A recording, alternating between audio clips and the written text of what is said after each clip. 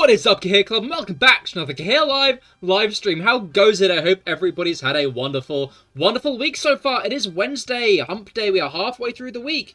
Yeah, you made it to one of your streams. Hello, Flares Gamer. How are you going? I hope your week has gone well. And hello, Brugger as well. And hello, Rob. Also, test indeed, yes. Someone might have maybe forgotten to set up a DS screen for multi-streaming. Someone might have thought, oh, I won't need that right now. I'll do that later, and not done that later. So maybe stream was maybe a bit late because I had to scramble to get that sorted. Apologies if one of the chats is a bit covered. This was a rush job. But yeah, today we are here. Today we are here with Felix. Hello, how goes it? I hope your week's going well so far.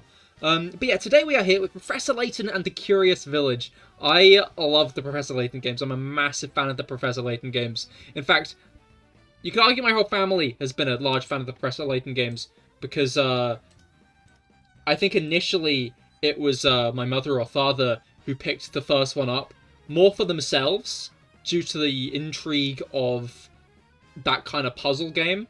But I've been a big problematic. Oh, Layton.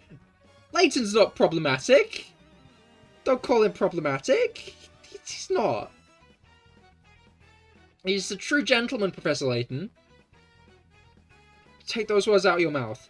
But yeah, it's a lovely little puzzle game, and I thought this would be a good, solid break, because I will be continuing on with the Violet Nuzlocke. Obviously,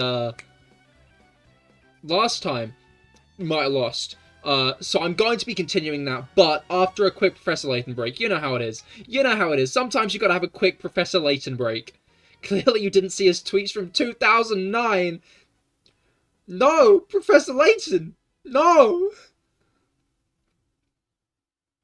Not Layton, but DS issues. Oh! Wait, are there issues I'm unaware of? That I'm gonna run into? Uh-oh. Uh-oh. I remember the game's working fine. I played one of the newer ones. I think it might have been the first one with Emmy. A couple years back. But, alright. I think I'm gonna leap into things. Because, I do want to play some Professor Layton. And I've been excited for this stream. So, that's not the right one here. That's not the right screen. Yeah, YouTube chat's a little bit covered, gonna be honest. I had not realised it was going to be quite that bad.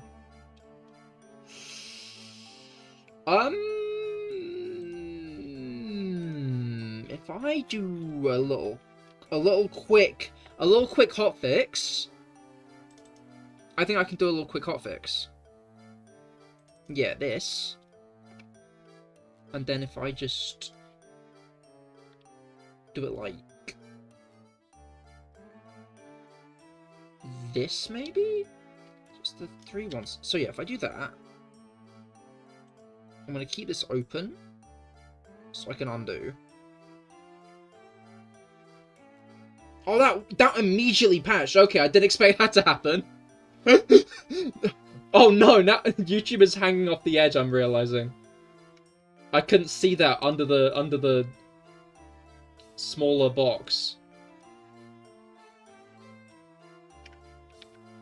This team is banging, honestly. There we go. There we go. It's like we're hiding. My cover's been blown. Looks better. How's your... And aside from last minute stuff. Yeah, no, it does look a lot better. I originally had that there because it was like a bit of flair. I wanted I wanted my overlay to kind of feel like it was cohesive, you know? And I feel like that did work. And it's still pretty cohesive. But yeah, no, things are pretty solid on this end. Had a nice chilled day. Had a good walk. Good weather, so I had a good walk. Love a good walk. Good walk on a nice dog walking route near my home. Alright. New game. Touchscreens on the... Please enter your name.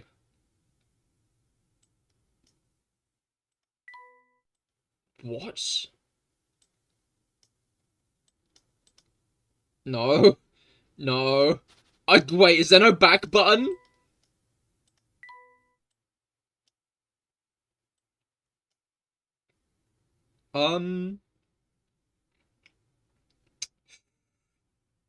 Let's try this. No. Is there actually no back button? Am I gonna have to redo this every time? How do I get an eye in here? Where's the music gone? No. I don't think there's a back... Unless I'm missing something. Hi, only 8 more days left for Paper Mario Thousand Year Door. Hell yeah, hell yeah. Hopefully it's good. No. You is not what I'm trying to. So, brother, you're so cool, like Elmo from Sesame Street. Not had that comparison before, I'll give you that. Try a race. Ah, there we go. Thank you, Brugger. Okay, how are we gonna get I here? That's L. What if we do a small one? That's still L. That's Y. That's still...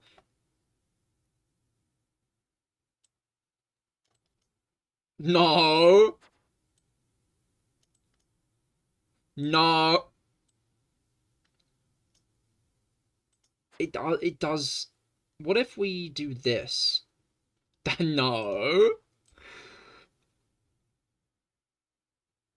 Come on, please. No.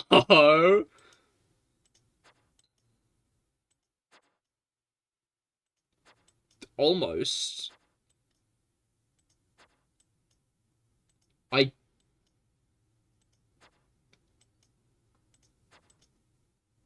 That... Interesting, G. According to online forums, you just gotta be quick. Thank you, Kite.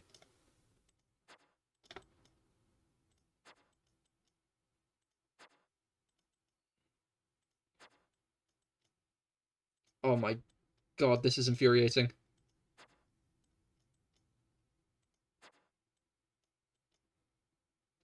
Cahir? Cahir? Line first, then dot. Hey! There we go. Thanks, tech support. That's very kind of you to help out. There we go. Now we can get some music back, maybe. This is going to be one difficult Nuzlocke. To my dear friend Cahir. What we saw that day in the village became a secret we would have to keep from everyone for the rest of our lives. Because, you see...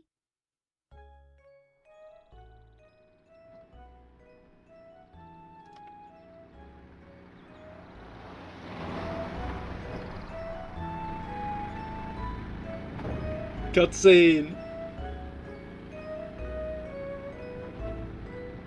Animated cutscenes on DS goes so hard, I'm gonna be honest.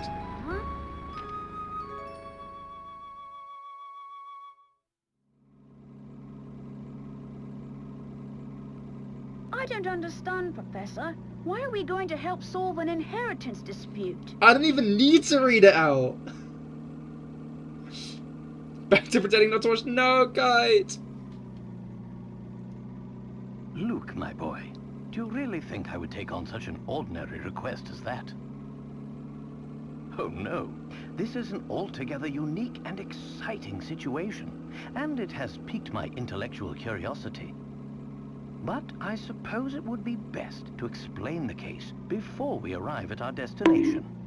Don't bonk Layton, he's speaking! Let the gentleman speak! 2 months ago, Baron Augustus Reinhold passed away. Oh, sevens in chat. Let's get the most sevens in chat. The Baron Augustus Reinhold. Shortly after his death, his will was disclosed. The contents of it were fascinating, to say the least. The Reinhold family treasure, the golden apple, is hidden somewhere within this village. To whomever successfully locates this treasure, I offer the whole of my estate. First to die in the Nuzlocke.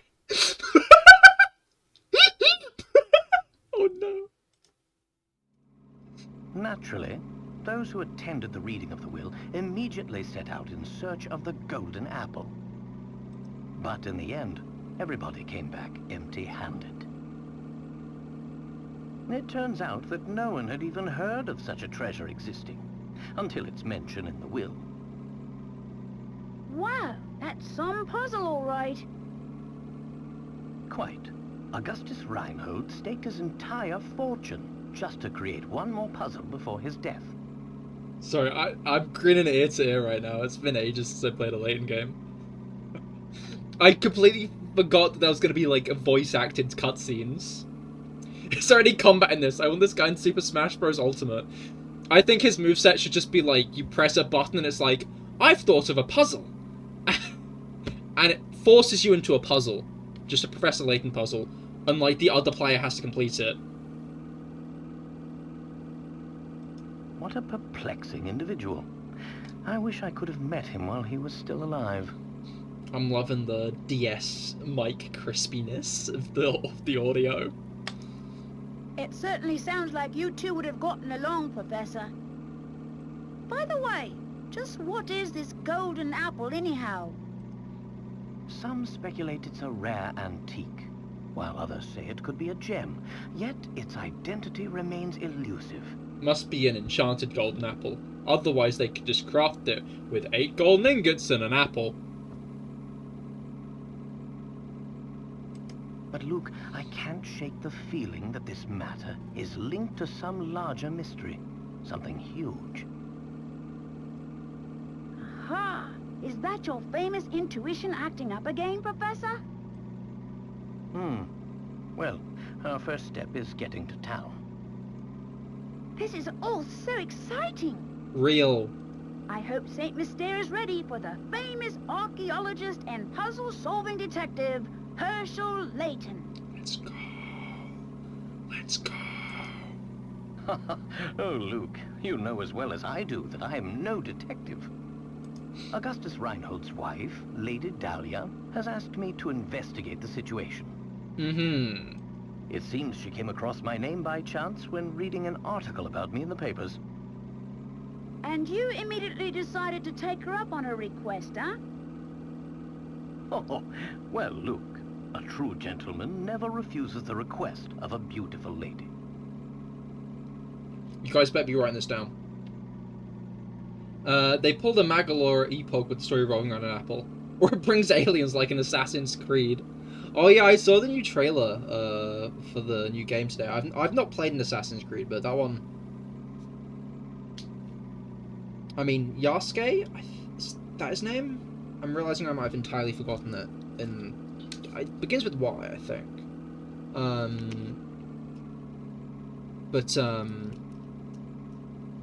He's like a key character in it, and I think that's pretty dope.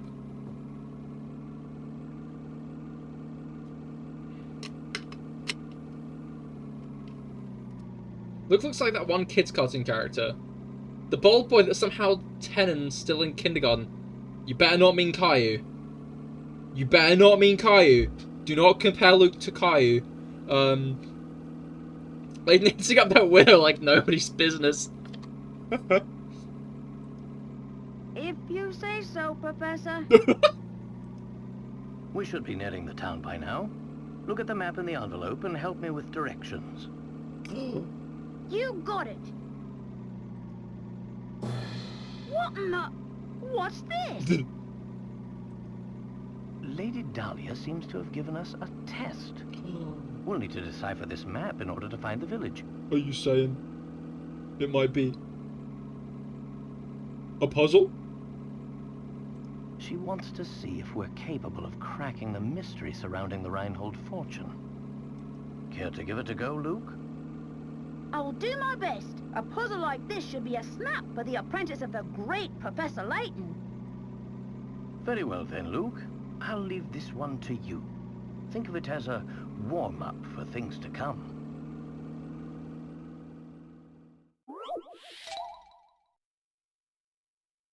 Puzzle number 1. Where's the town? My village is on a road that leads to no other towns. I look forward to seeing you there. Oh, this is just a simple... Okay. This is just simple, follow the line, really. Well, this...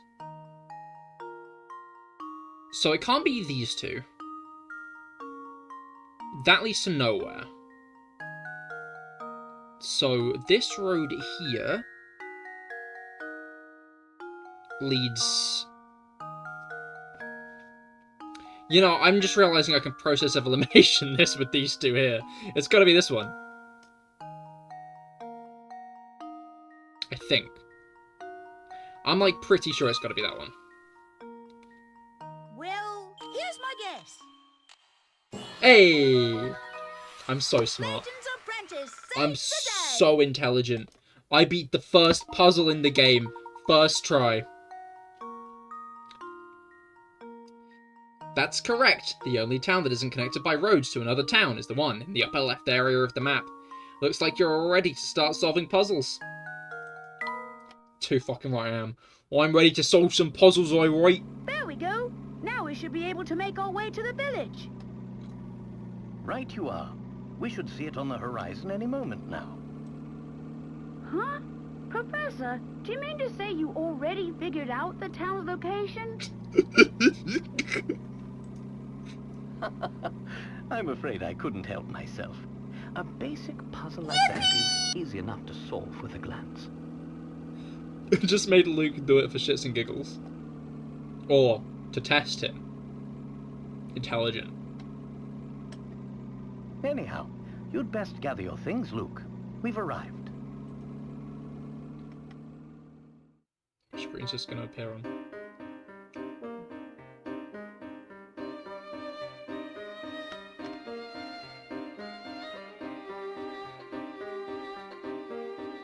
Wait, where's the curious village? I don't know why I said it like that. I've got like a toggle so I can put the bottom screen on the map. Thinking that would be a smart plan, you know?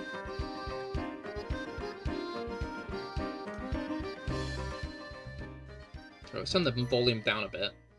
Because I'm sure the dialogue... Never mind.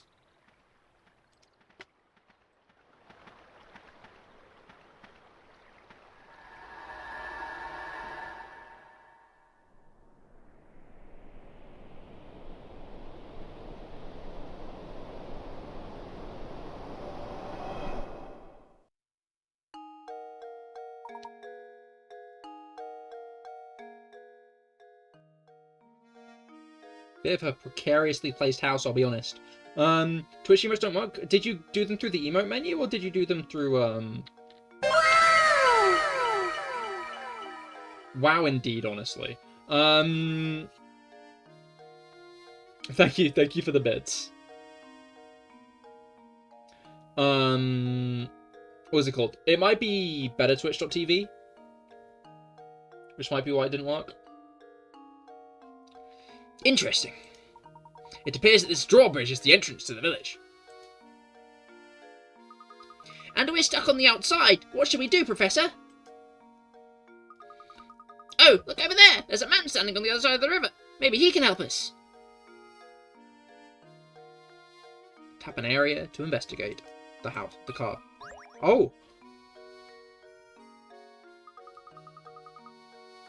Not even the Layton mobile could make it across the river, huh? But of course, much as I adore the contraption, it is just a car after all. I guess that wasn't a puzzle. That drawbridge won't budge without an operator. I'm not sure if we can get hint coins yet. I'm guessing not. Are you saying you want to go home then?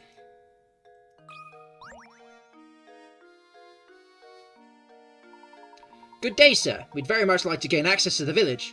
Could you drop the bridge for us? Do I look like the sort to go dropping the bridge for a bunch of fancy-looking outsiders? You go on, Ev. We received a letter of invitation from Lady Dahlia. I don't suppose that changes things, does it? From Lady Dahlia? Well, I'd sure like to lower the bridge for you, Mr. Fancy Pants, but the engine's busted. I can only move this blasted bridge with the hand crank. Dump. There's all these infernal slots. I could put the crank in, but I got no clue as to which one to use. Smart guy, you got any idea which one's the right one? Puzzle number 2, the crank and the slot. There's no way to lower the bridge and get across without inserting the crank into the correct slot. Choose the slot below that fits the crank shown below. Is this the part where you fight them with your team of 6 pets with elemental powers? It is exactly, that's right. Okay, so we got square, rectangle, triangle. And it's a hexagonal shape. So it can't be this one. It could be this one. No, it couldn't. I think it's got to be this one.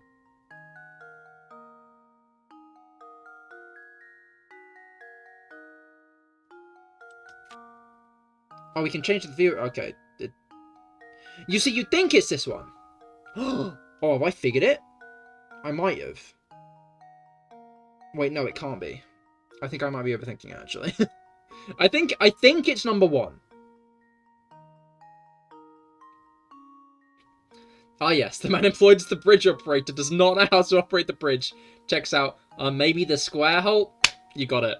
I think it's number 1, but my gut's saying that, like, I ought to be careful about, like, it being a mirror. It can't be 2, because the triangle's on one of the things. This is a hexagon, and this is a pentagon. I think it's got to be 1. There we go. Hey! I'm so intelligent. Every puzzle has an answer. I even considered option that just wasn't 1. Like, realistically, shouldn't the hole have been... You know what? I'm not going to pick holes.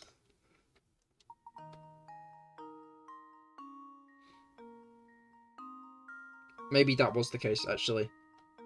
Nice job. Now drop that bridge. Rotate the crank, and its silhouette shown here in orange becomes the mirror of the slot displayed. I guess it was a mirror. Oh well. This is an eyesight issue, not a logistics issue. That'll do it. Hold on a second. I'll let it down. I'm gonna say it again. I just don't feel right about letting outsiders into Saint Mystere. But if you're Lady Dahlia's guests, I guess I'd better.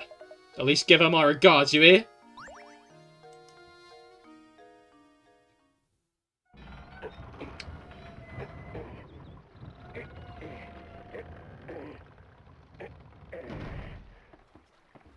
I forgot how many cutscenes there were in this.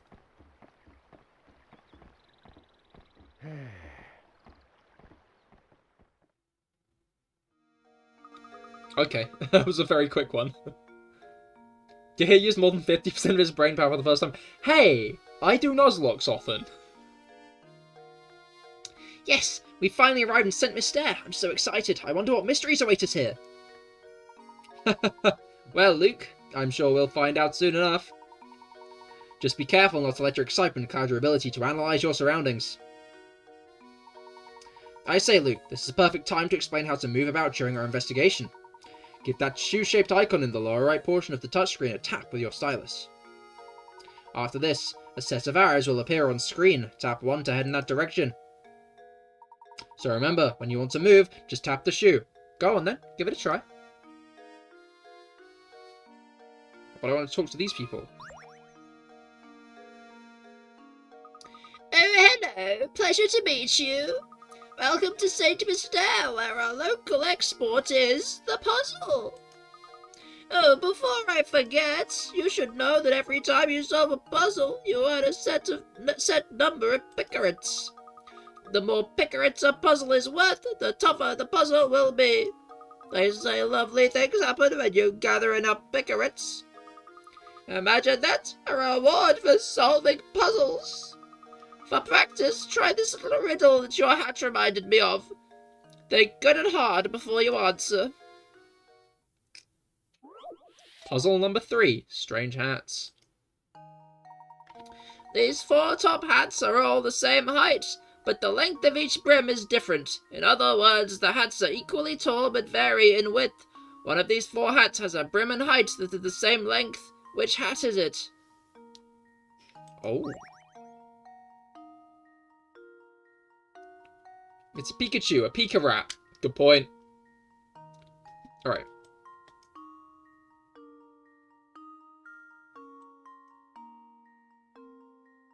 Is being able to doodle on the bottom screen a thing you unlock? Or are we just gonna have to eyeball this? Is there like a better way to tell?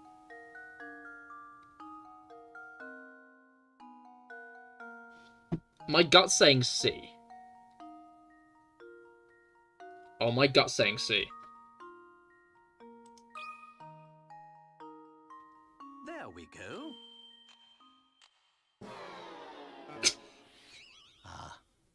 I suppose I thought wrong.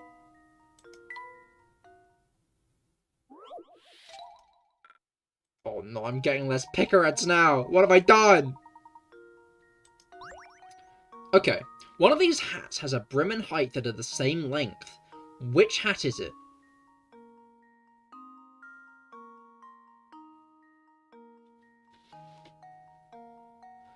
Okay, B's off the table. C is also off the table. A looks too short. But D feels too long.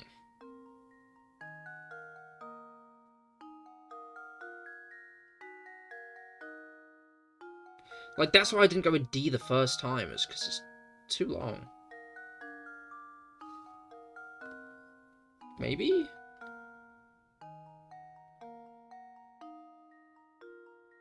I think it might be D. There we go. Okay, that also makes sense. Like, my gut was saying I can't be just the longest one.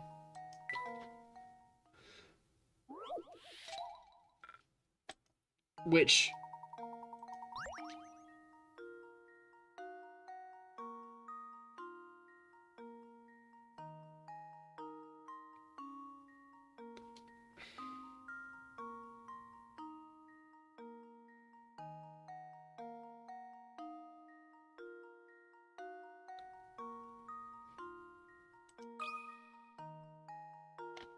That should do it. Okay. Every puzzle has an answer. I got 5. It's not that many. That's right. It's a very famous optical illusion. An optical illusion is a visual phenomenon where your eyes perceive things differently than they actually are. There are dozens of known optical illusions. What's the world coming to when you can't even trust your own eyes?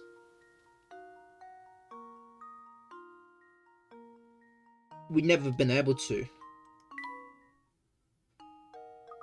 Oh, bravo!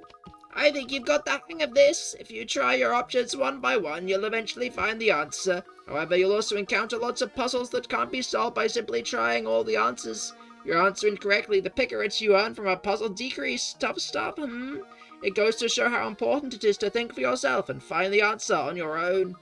Well then, best of luck to you. I'll be rooting for you too. Hey. And you? Do you give me puzzle? Hehehe, what a dandy set of fellows you two are. Must be new to St. Mystere, eh? The name's Starshenskarfen. And I've got some advice for you. Go tap that barrel back there with your stylus. Don't ask questions, just do it. You found a hint coin. Hehehe, felt good, didn't it? Around these parts, that's what we call a hint coin. When you find yourself up against a doozy of a puzzle, you'll want a hint. Trust me on this one, fellows. And it's just those times when you'll want to use a hint coin to purchase a hint. I bet you think puzzles will be a breeze now, eh? Think again. There is a limited number of hint coins in this world. So don't go wasting coins on any old riddles, because if you do, when you come across a real stumper, you'll be sorry. Real sorry. Mind you, hint coins won't always be stuffed inside barrels. Check any object that seems suspicious. Got all that? Good. Be seeing you around. This one's wobbling. It had a hint coin on it. I wonder if that inn gets many guests out here in the country. Chimneys seem like a good place to pick, but I guess not.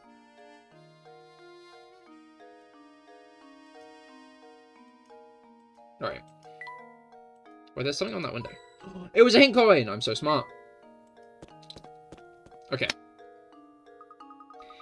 thinking, Professor. Shouldn't we be keeping a record of our investigation? You brought up a very good point, Luke. Let me explain to you how to go about saving your game. First, tap the stylus on that trunk in the upper right corner of the touchscreen. This trunk contains all manner of information that you can access by tapping the icons. Trust the icon marked Save to save your game. Tap the journal icon to read over notes about our adventure in St. Mystère. Next we have the puzzle index icon. Tap it to view all the puzzles you've encountered. Puzzles you've solved have a check next to them. Puzzles you've seen but haven't solved are blank. You can retry any puzzles you've solved from the screen. To retry puzzles that you haven't solved yet, you must return to the actual site of the puzzle. Don't be afraid to use the items in the trunk to help our investigation. It'll be second nature soon enough. Enough explanation for now. Let's make our way to Reinhold Manor. Look at the top screen. Or the bottom screen. I guess I could look at the top screen. An arrow marks our path on the map, so all we need to do is head in the correct direction. Lead the way, Professor!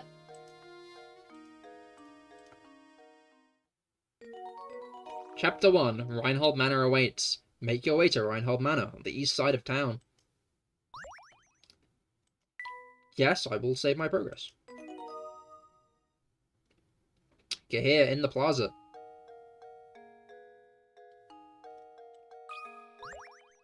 That wasn't what I was expecting from that, but fair enough. That clock tower is rather worse for wear. Speaking of clocks, I've got just the puzzle for you. Admittedly, it concerns a more modern type of clock, but never mind that minor detail. Clock puzzle, 50?!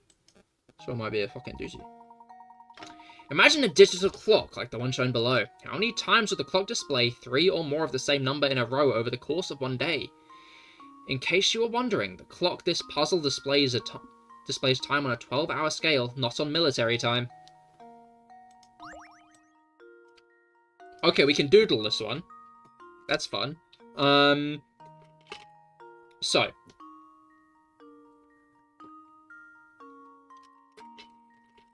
Three or more of the same number on a 12-hour clock. So obviously there's 1 to 9. No, there's not. There's 1 to 6. 1 to 6 will display, so like 1, 1T1, 5, 5T5, you know?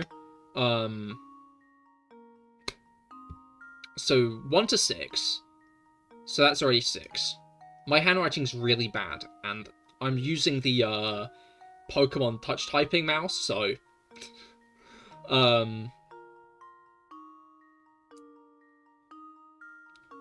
so yeah. There are these ones. Those are important to know. Additionally, there are 4 numbers on that, which means that 1 to 10 all have 3 zeros. So that's another 10.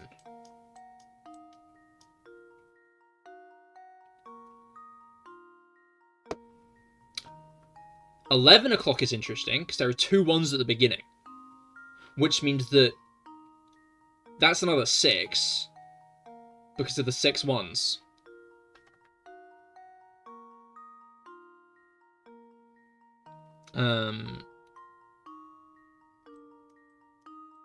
Because of the 6... 1101, 1111, and 1110 as well.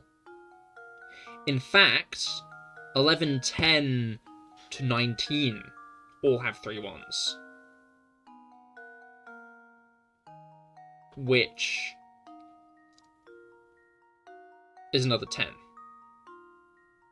Yeah. But that counts that, so that's plus another 9.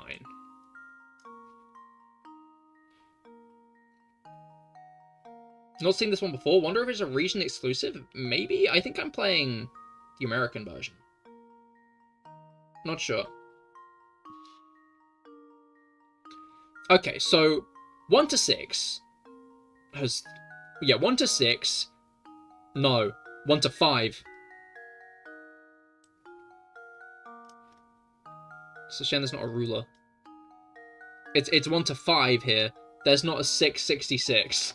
That's not a time. On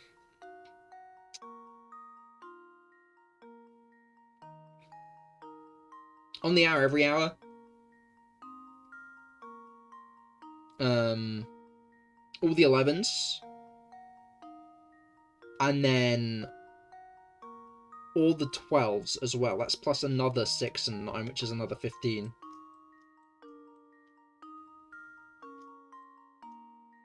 I guess we can't go down that low. So 5 plus 10, that's 15, 15, 15. Maybe 45?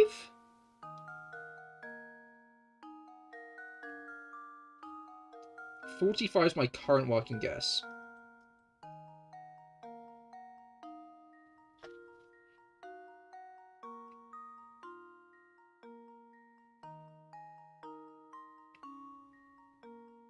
Because, yeah, 111, 222, 333, 444, 555.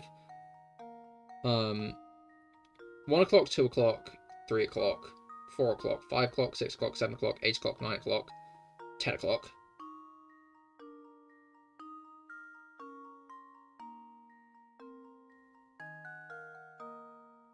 Too many?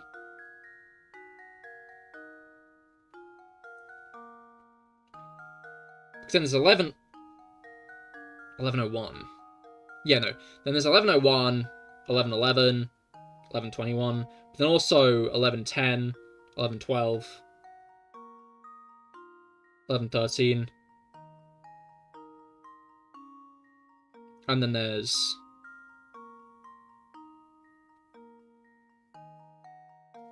I've miscounted the 12s. It's only 1222. It's not another 15.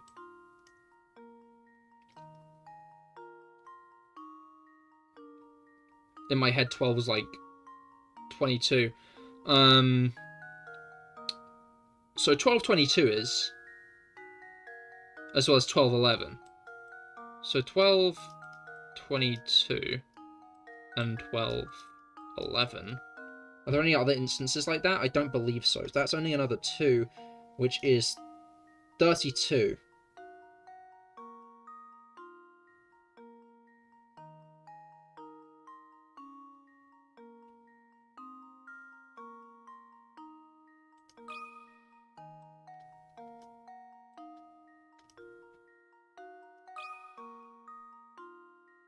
How does this sound?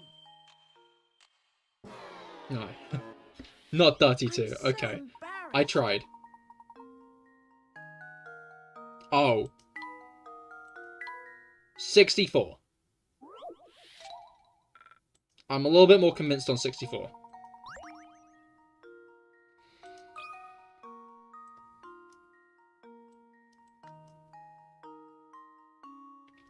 Kepler, yo, welcome to the stream. How goes it? I hope your week's been going well so far. I remember these games. Yeah, I love Professor Layton. It's the GOAT. Has been great. Hell yeah, glad to hear it. I'm trying to figure out if I'm, like, genuinely missing something. Because we have 5 from 1 to 5.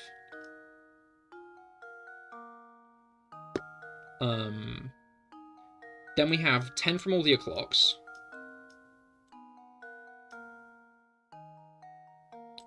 Then we have 6 from all the 11 o'clocks. And then we have another 9 from 11:01, 11:21. No, 11... Then we have 9 from... Is it 9? Yeah, 11:10, 11:12.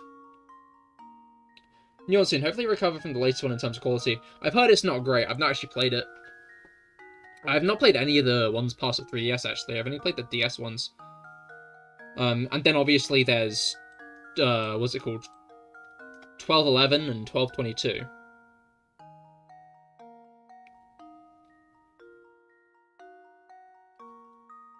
You're very close on that first attempt. So is it just 64?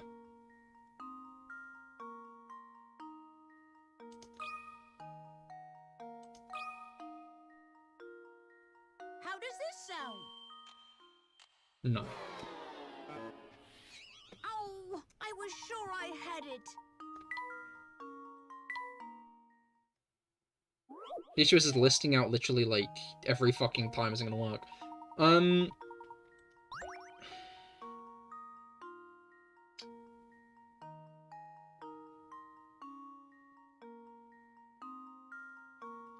Wait, so yeah, so, like, 111 and shit.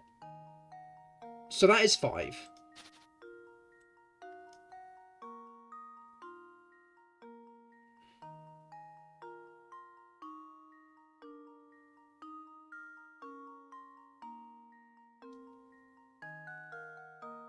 $12.22, 111, 2.22, 3.33, 4.44, 5.55, 10 o'clock, 11.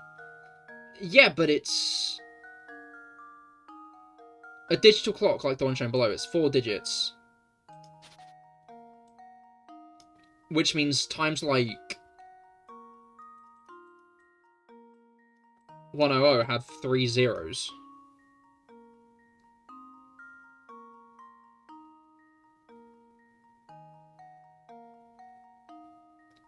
I mean, the first number you inputted is you just missed some. Okay.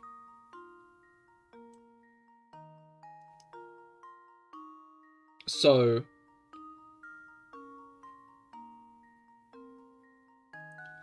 is this in a row or at all? At all.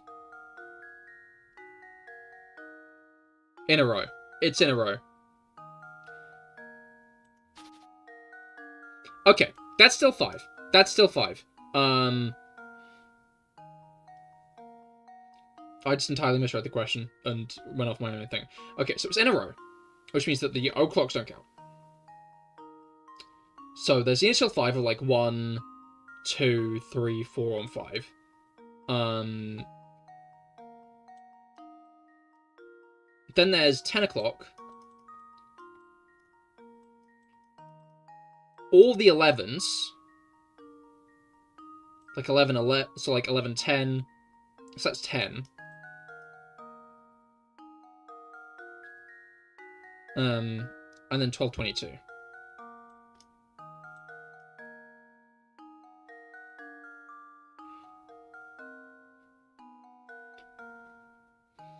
So yeah, that's the only 3 in a row that's there. I don't believe there are another 3 in a row of like 11. So that's 5, 6, 7,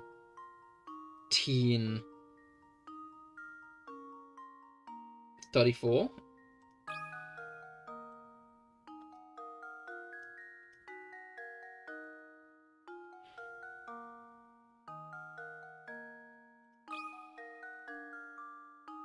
How does this sound? Yeah! Okay. Layton's apprentice saves the day. You'll love to see it.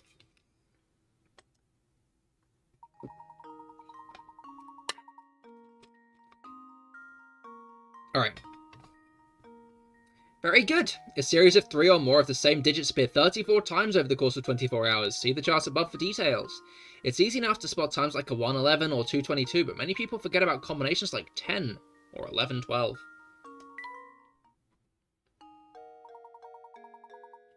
Also, when you get to the chocolate letters one, you'll feel my rage. That puzzle is bullshit hard for the era the game came out in. It's much easier in the modern era. Precisely the answer I was looking for, Luke. Well done, my boy. Hopefully,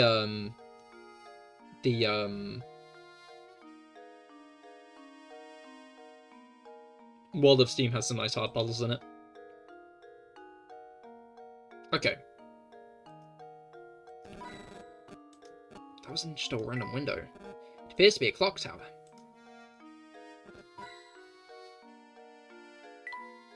I bet we can get to the tower through this door. Oh, this tower here. There's something very curious about that tower. There is quite, isn't there? Oh, hello. I'm Percy, St. Myster's unofficial writer-in-residence. Reinhold Manor, you ask? Head up that road to the right. It's immense, so you'll know when you see it. But before you go, why not try your hand at a puzzle I thought of? See if you can figure out which house is mine from the instructions I give you. I'll even sweeten the deal for you. If you manage to solve the puzzle, I'll tell you about this village. So how about it? Well, you will try, won't you? After all, a writer's nothing without an audience. Percy, I have a question. Alright, let's dox this guy. Can you find my house? Go out the front door of my place and turn left. At the first intersection you come across, take a right. Turn again at the following intersection, you'll come face to face with the morning sun. Circle my house. The statement is false. True. Alright.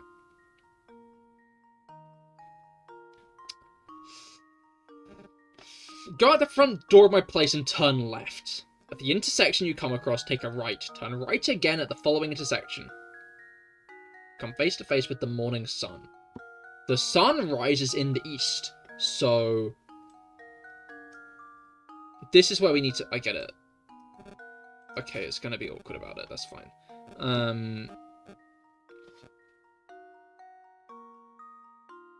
Turn right again at the following intersection.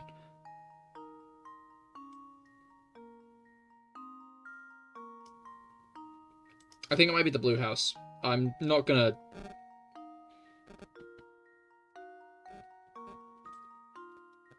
No, wait, that's not right. That's left.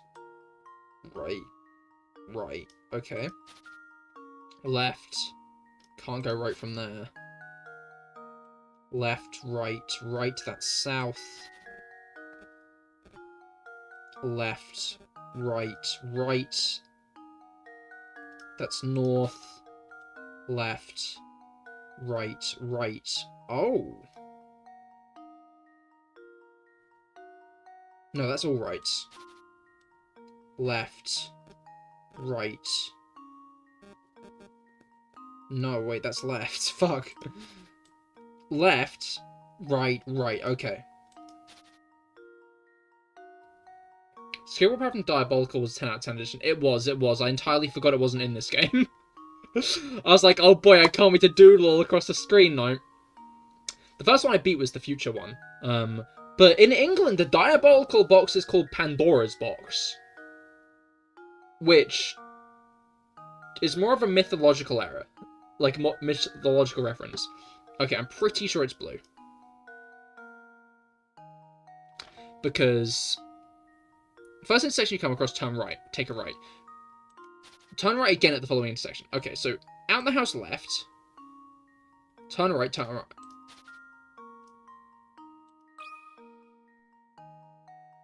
Luke, here's my answer.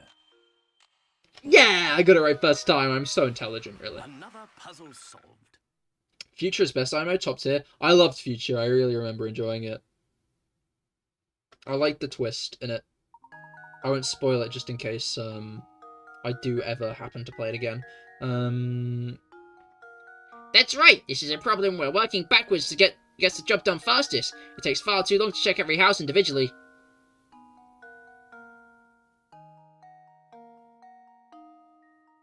Yeah, no, it does. Impressive! I thought I'd set quite the puzzle, but you made short work of it. Now for that gossip I promised you. The Reinhardt family owns all the land this village is built on. I hear they own all the buildings too. I guess you could say this town sort of belongs to the Reinhardts. I'll be on my way now, but rest assured that next time we meet, I'll have a harder puzzle for you. When did this game come out? 2007-ish, right? I kind of want to go left. I don't think Reinhardt Manor's that way. Oh.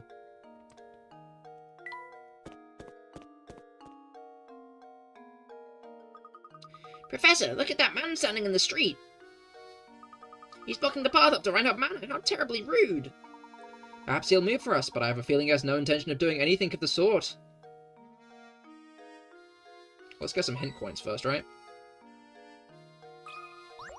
Oh. Shouldn't we be on our way to Reinhardt Manor? I'm not trying to go into the door, Luke. I'm looking for puzzles. What kind of shop is this anyway?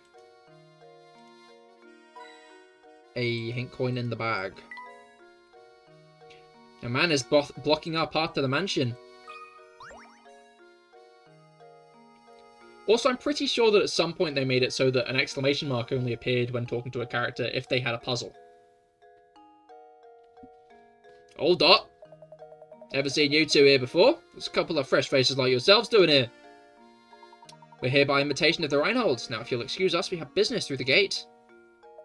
Business with the Reinholds? Is that so? Something strange here. Yeah, you're a fishy pair.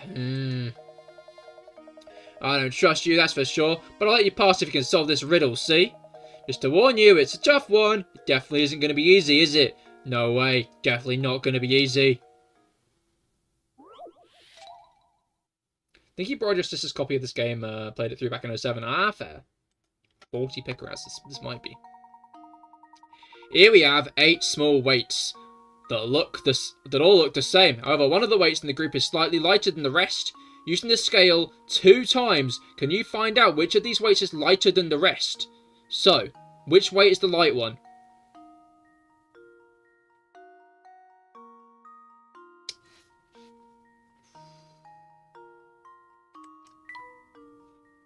Load the weights you want to measure onto the scale with the stylus. Once you've finished arranging the weights, press the red button to weigh them. If both sides stay level, it means the loads on both sides of the scale are equal. Once you've found the right answer, place it in the area and tap submit. Quick sort time.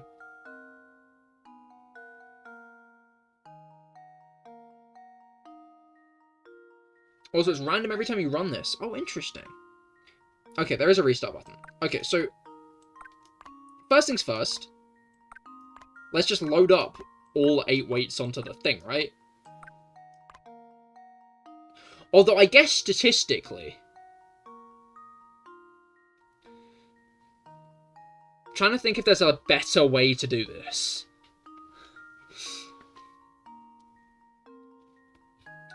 Okay, statistically, if I leave 4 and 8 and weigh it here, if one of these sides is lighter... Actually a slightly more optimal quicksort for a guaranteed win thinking about it. I'm gonna do it like this. I'm feeling good. Okay, so this side has the lighter weight on it.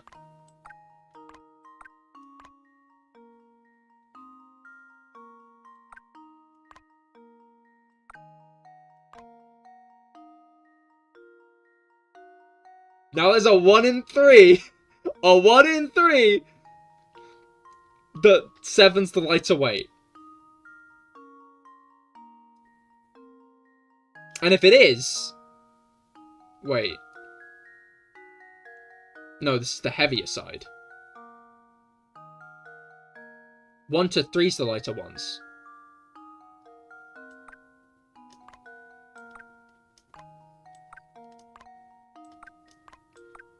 You're right, I had a dumb moment. And 2 weights is heavier than 1.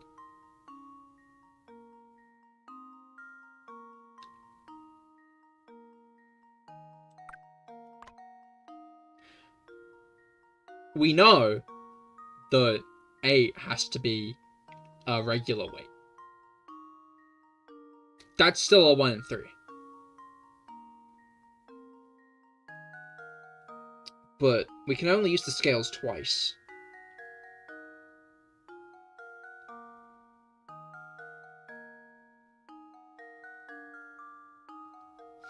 And Kepler said there is a guaranteed way. So almost makes me want to restart.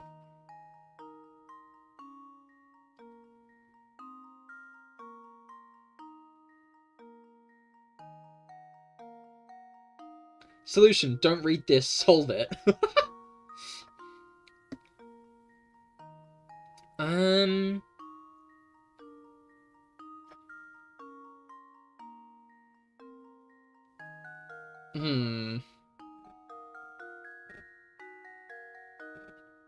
Because, like, fundamentally, if I press the button now, then one of the sides will go down. The issue is then if it's not this side, no, if it's not this side, then, I have a half chance of getting it wrong. Wait! Okay, if I just put 2 to the side and then put 7, one of the ones I know is heavier. Which means I know it's 3. Luke, here's my answer. I was overcomplicating it. Critical thinking is the key to success. Try weighing 1 against 2. I could have literally just weighed 1 against the other, couldn't I? I'm now realizing that now. I took one of them out, but oh well. I figured it out in my own way. That's right. Solve this puzzle with no guesswork. You must load 3 weights on each side of the scale on your first measurement. If you manage to get that far, the rest is easy. Hey, not half bad. Pretty sharp bunch, aren't you? Pair of good sharp apples to you. So, have we satisfied you? Maybe pass now? Of course you can pass. Move along. Better make sure to give my regards to Lady Dahlia. Wait, puzzle 6. Have we done 5 other puzzles already?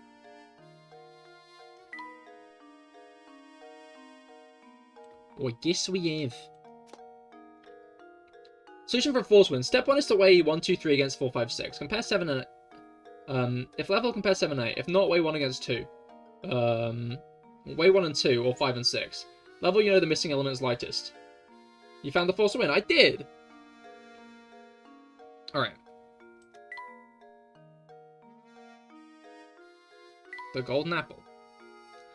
The late Baron had hid this item in St. Mystere just before dying, and has promised his whole fortune to the one who finds it. No one has any clue what the golden apple might be, or where it's hidden. And the journal. You know, we don't need the journal, we know what's going on. We know what's going on here! Alright. Let's advance.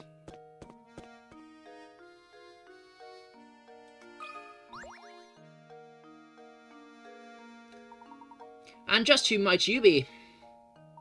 My name is Layton, and this is my assistant. We received an invitation to visit Reinhold Manor. Ah, yes. Oh, we've all been expecting you, Professor Layton.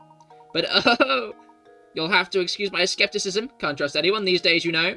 For all I know, you could just be another hooligan in a top hat. Oh, hoo. So, how do I know you're the real Layton? Did you hear that, Professor? The nerve of this fellow. Surely you aren't going to go through with all this after an insult like that. Now, Luke, settle down. So, are you saying that you'd like to test me to see if I'm the real Professor Layton?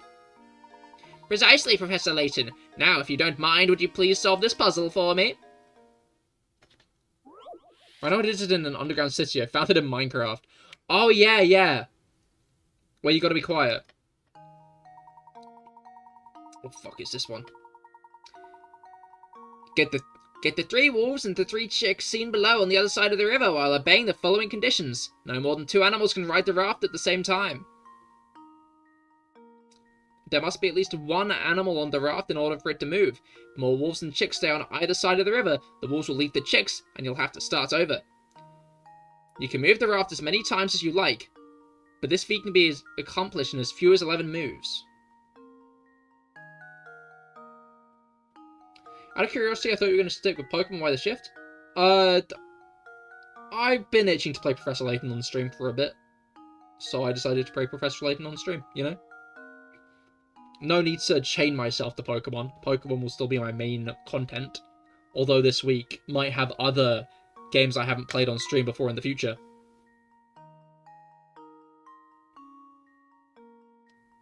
Load animals onto the raft by dragging them.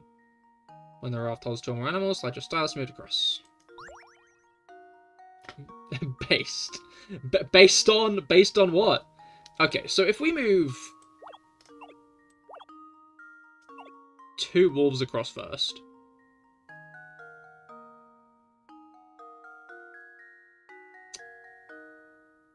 I think that's like the most logical first move, right? But obviously, like,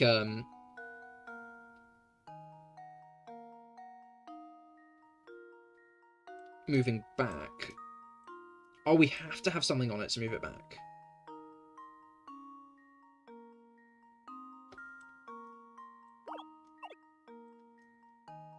Do we?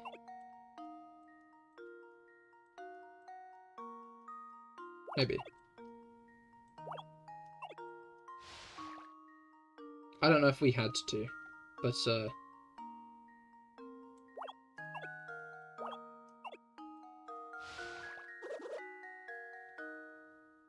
oh! So even if I take it over there, I see. Yes, as in, you have to have something on it to move it back, or you don't have to have something on it to move it back? Wait, what if I move a wolf and a chick first?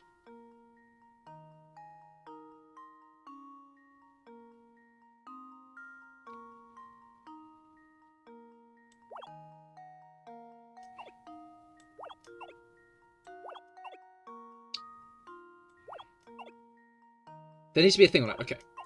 I'm gonna move a wolf and a chick first, I think.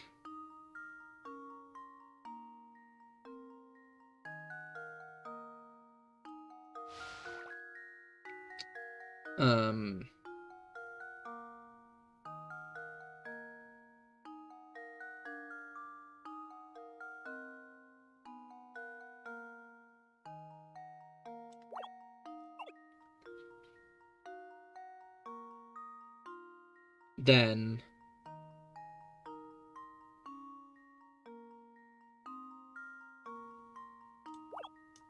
I'm trying to figure out, if I do this, will it kill the chicks on the other side? Yes.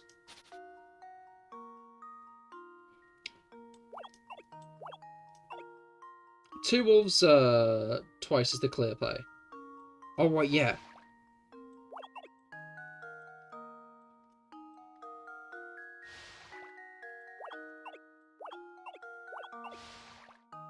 Okay, then we can do one wolf. Then we can do two chicks.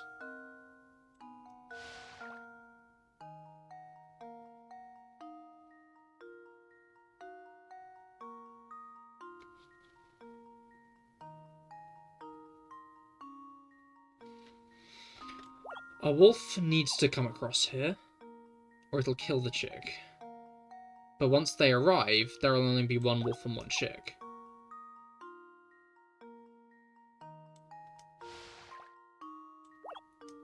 So if I do two chicks...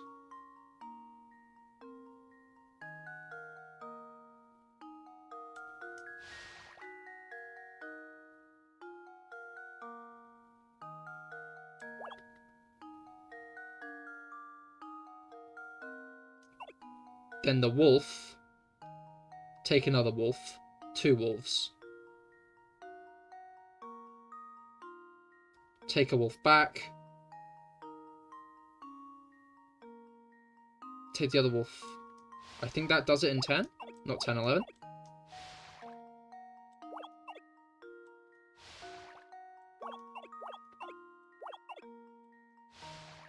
There. That should do it. There we go. All done in 11 moves. Every puzzle has an answer. Every puzzle has an answer. Well done! This puzzle can be solved in as few as 11 trips. How many trips did it take you? Fun fact time, there are several variations of this type of river crossing puzzle, and they've appeared in writings dating back to over 1,000 years ago.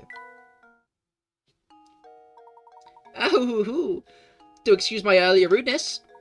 Let me show you to the manor. Everyone's waiting for you. Everyone? I was under the impression that Lady Dahlia was the only person expecting me. Right this way, please. Concerning. Wait, can we click on the boat? Hincoin! I knew it! I fucking knew it! Wow! Can you imagine living in such a massive place? The garden's big, but there's not much to look at here. Oh? Wow, look at those flowers! They sure are pretty! Indeed they are. I'm sure someone put a lot of work into raising them. Oh, that reminds me. Would you like to hear a puzzle about raising flowers? You bet, Professor. Let's hear it. Puzzle 8. Farm work. Alfred and Roland have been hired by a farm to sow flower seeds. They have been assigned to a 10-acre plot of land and split it in half so they can work independently. Roland starts from the east and Alfred starts from the west. Alfred can plough the land at a rate of 20 minutes per acre. Takes 40 minutes to plough, but sows seeds at 3 times the speed Alfred does. If sowing the seeds on the 10-acre plot pays £100, how much of that money should go to Roland?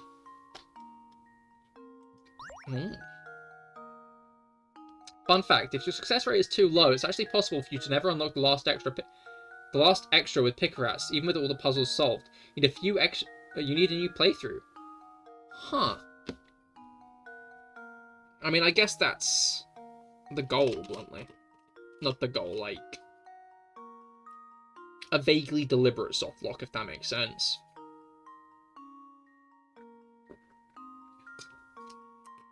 Oh yeah, I finally did it. I can finally play something else. I saw in the Discord. I apologize. I forgot to reply to it. But yeah, congratulations. That's very exciting. GG, dude. Okay, 10-acre plot split in half. So they each have 5 acres. Yeah, they each have 5 acres. That's like a big thing to note there.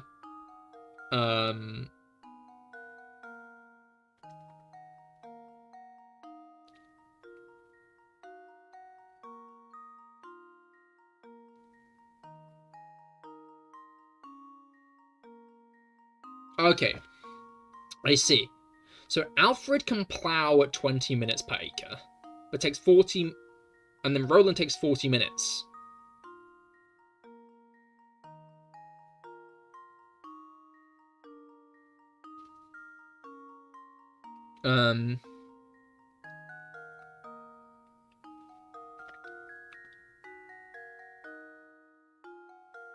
But sow seeds at 3 times the speed Alfred does. But we don't...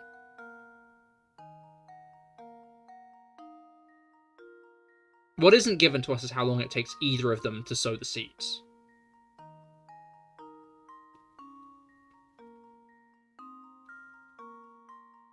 So... But I guess it would be a similar ratio, no matter what? Maybe? You see, 50 quid should go to them both, because they're both doing the job, you know?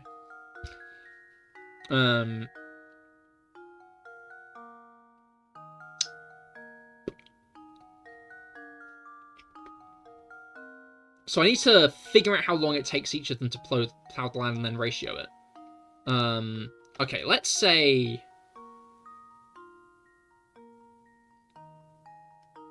So Alfred does it at 20 plus 3x. Oh, fuck, this is maths! I think? No, wait, we don't know the total time though, never mind. I'm not sure we can solve for x here.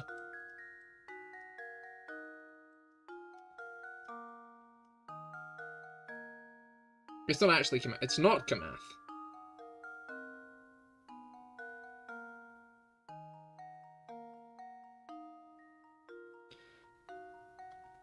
Oh wait, but this is each times 5.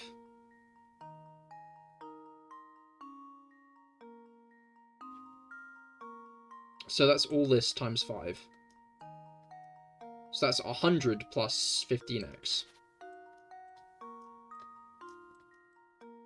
Wait, no, it is math.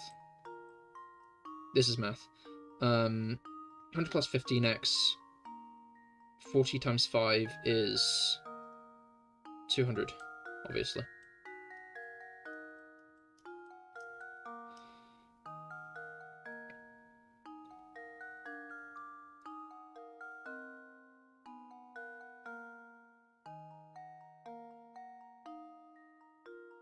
Wait, yeah, so... Yeah, this is the bigger number. Am I sure I'm right on that? I was going to divide 100 by 15. So it'd be that plus x.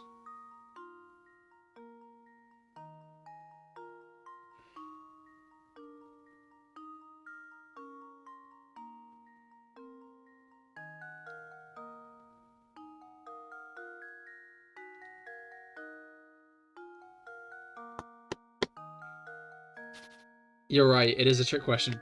10-acre plot of land, they've split it in half. Which means each of them get 50, because they've split it in half. Well, here's my guess. Professor, I've solved it. Each person did half the work, or half the field, so the pay should be split in half too. That's right.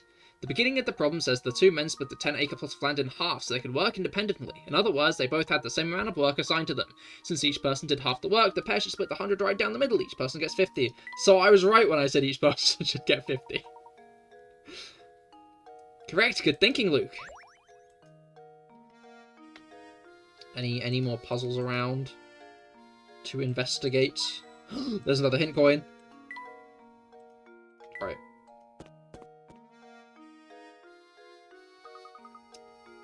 Is this the manor, Professor?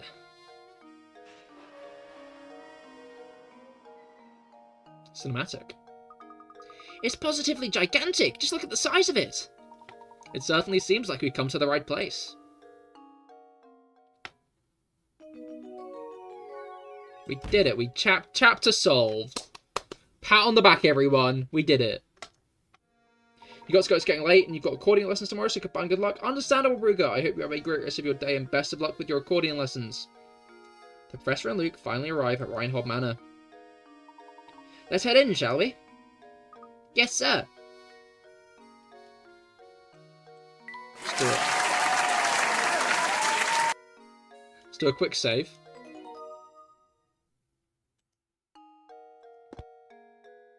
Let's also look for any hint coins we might have missed.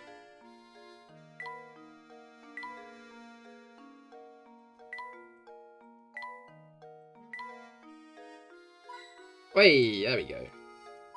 Hey, there we go.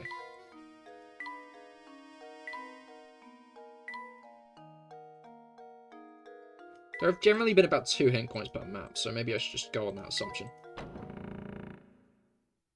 That's an interesting door sound. Welcome to Reinhold Manor. Thank you for coming in. I'm Matthew, butler's servant to the Reinhold family. Everyone's waiting upstairs for you. Before you go, I have a message from Lady Dahlia. She's requested you take a look at this puzzle. Please do not be taken aback. Madame has the strangest sense of propriety sometimes.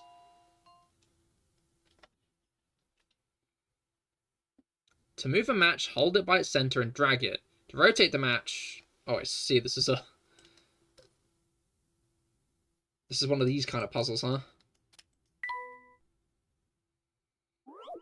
You've been gnomed! Fuck, I might have to do that voice.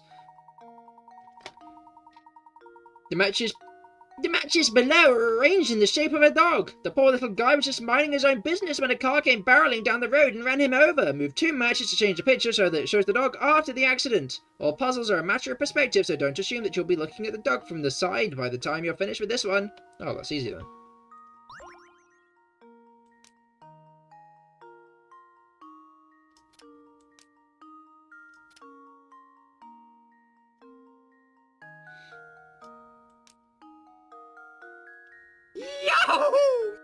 Oh, my dog. Oh my dog. Wait, I've been taking the wrong ones.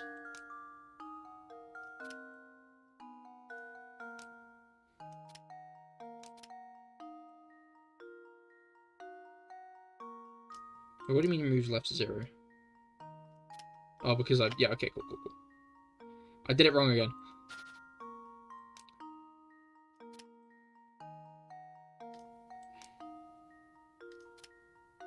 I need to take the interior ones.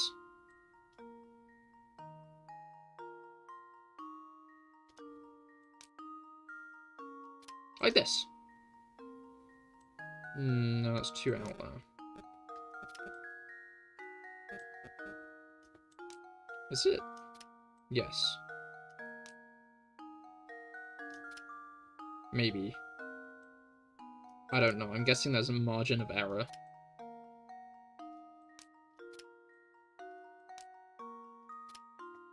Anyway. There we go. Bit of a weird puzzle. Critical thinking is the key to success. Real, Professor Layton. Please kill this dog. Oh no! The diagram! They made a fucking diagram of the dog dying.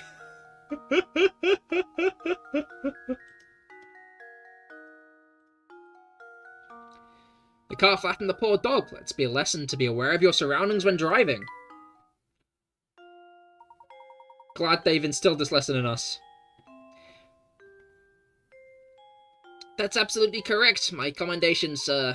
Again, I do apologize for the strangeness of the request. Now, please walk this way. We mustn't keep Lady Dahlia and company waiting. Hell yes, we did it. We killed the dog. Rio, be sad now. Gonna pet the pooch. Honestly, valid. Painting puzzle. Professor, look at those paintings on the wall there. It's a very nice portrait, isn't it? I bet that's the late Baron Reinhold pictured there. But what about this one, Professor? Who could this pretty girl be? The two portraits are next to each other, so they're likely family. She's probably the Baron's daughter. That's exactly right, sir. You're looking at the portrait of Flora, the late Baron's daughter. Pardon me for asking, but I couldn't help but notice your keen interest in art. Would you care to take this old frame with you? I used to hold the most wonderful painting. However, now all that's left of it is this small scrap. Painting scrap, yo! To access the painting, touch the trunk and open it. Tap the painting icon. So this is the place of that old painting then. How interesting.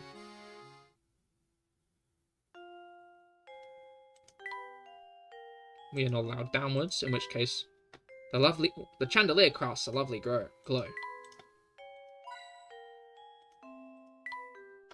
this be another Reinhardt family portrait?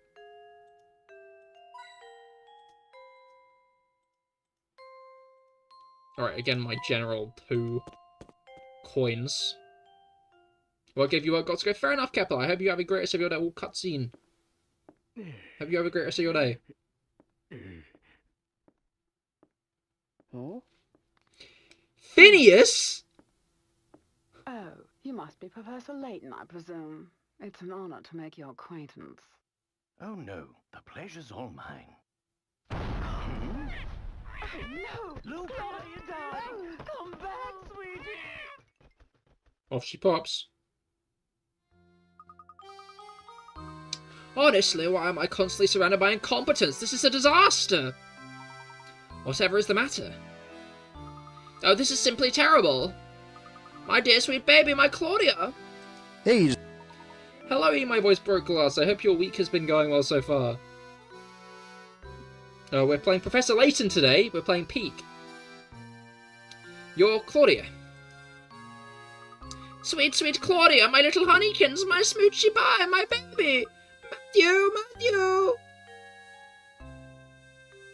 Butler.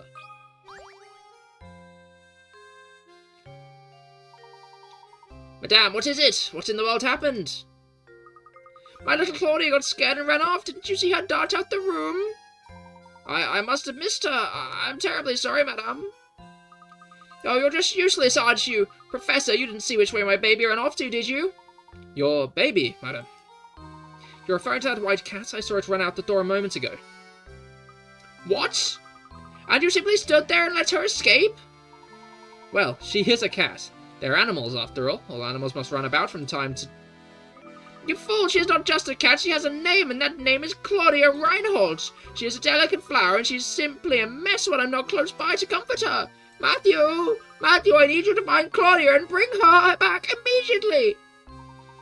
About this little inheritance problem of yours, Lady Dahlia. That can wait! Can't you see that? We have more pressing concerns on our hands at the moment. You could have stopped her and you didn't, so you have responsibility to find Claudia and bring her back! Sending the professor off to find a silly cat. The nerve! Who do you think you are? Oh, it's fine, Luke. Besides, Lady Dahlia does have a point. It does seem we let Claudia run off. Madame, if you'll excuse us, we have a cat to track down. Thank you, and please hurry. My Claudia is such a delicate flower, even the coarse outdoor air might prove too much for her. Noise at the manor was added to your list of mysteries. That's a good point. What was that noise at the manor? Lady Dahlia's cat has escaped. Search St. Mystere for the runaway feline. I shall indeed save my progress.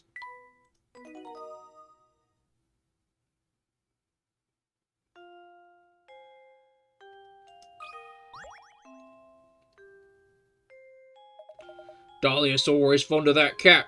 I assume that you're the famous Professor Layton, yes? My name's Gordon. I'm one of the people who originally requested your services. I'd like to explain our situation further, but right now it's probably best to do as Lady Dahlia says.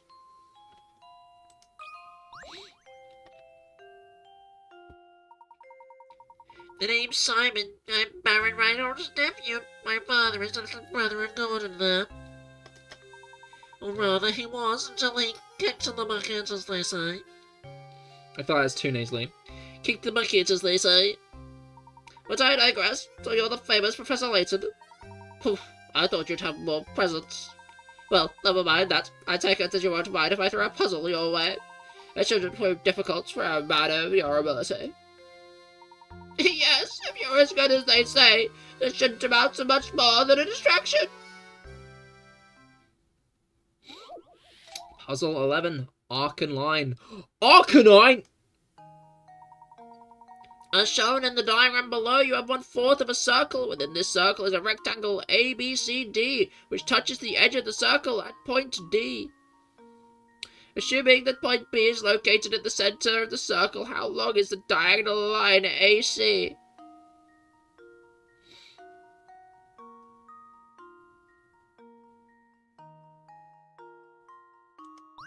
Oh, okay.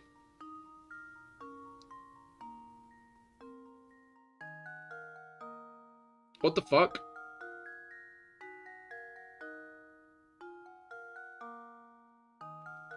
This is CoolMaths. I think. I'm pretty sure it is.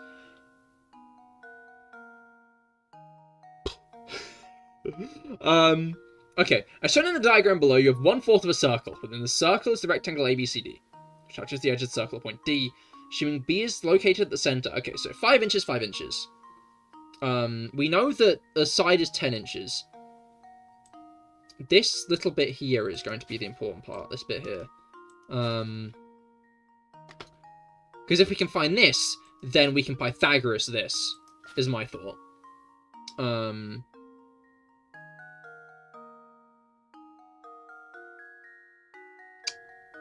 Unless there's a simpler way through.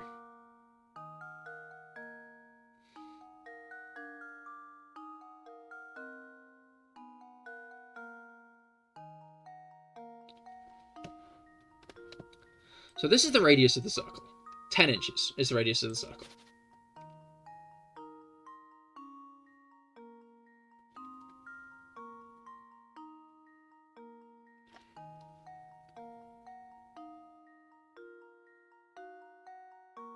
It's been a while since I did maths. Had to do, like, actual maths.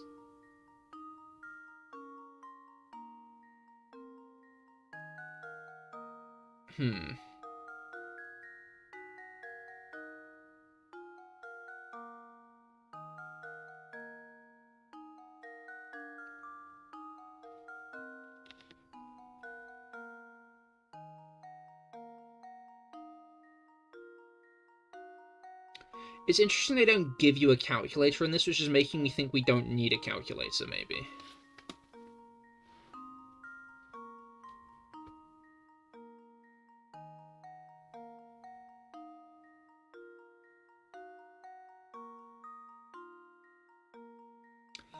That's because we don't! It's 10 inches! This is the outer point, which means this is the radius. This here is the radius, and this is the exact same length as this, which means that it's just the radius. It's 10 inches.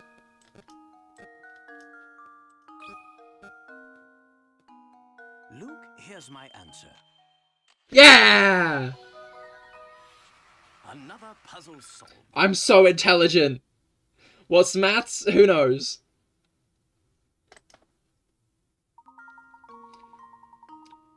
The diagonal line AC is the same length as the diagonal line BD. BD is the same length as the circle's radius, so AC is 10 inches.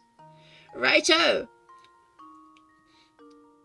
Diagonal line AC is the exact same length as diagonal line BD. BD is the same length as the radius of the circle, so once you've figured out that, the only thing left to do is add 5 and 5. 10, geez, that's a lot of guys. Guys? Where are we getting guys from?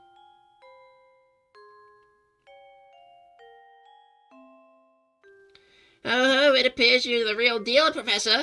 I apologize for doubting you there. It seems you've got quite the mind for puzzles. But how unfortunate that you must waste your time on one of these ridiculous cat chases. They happen all the time, yet every time that cat slips out, Lady Dahlia causes the biggest fuss. Don't even bother trying to talk her down. The best you can do is just go and find that cat. If you're as right as they say, you should have no trouble tracking down one little cat, right? Alright. Back with Nutella rice pudding, hell yeah. Alright, let's go find that cat. How about that?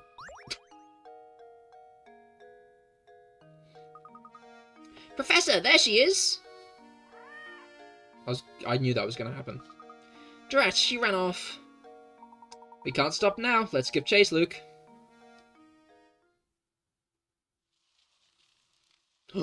This guy looks evil. Blast, that burns. It looks like the engine blew out. So this is St. Mystere, the famed stomping ground of late Baron Augustus Reinhold.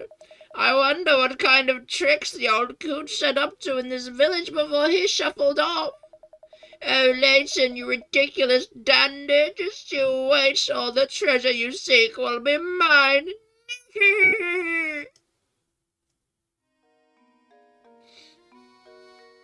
Interesting. You seen any cats, buddy old pal?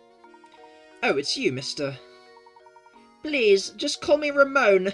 Can I be of some assistance? As a matter of fact, yes, Ramon. Lady Dahlia's cat slipped out of the house. Have you seen her about? You mean dear Claudia? I think I saw her pass through here and run into town a few moments ago. If that's the case, I sure wish you'd bothered to catch her before she ran away. That's true. He's as much in the wrong as we are.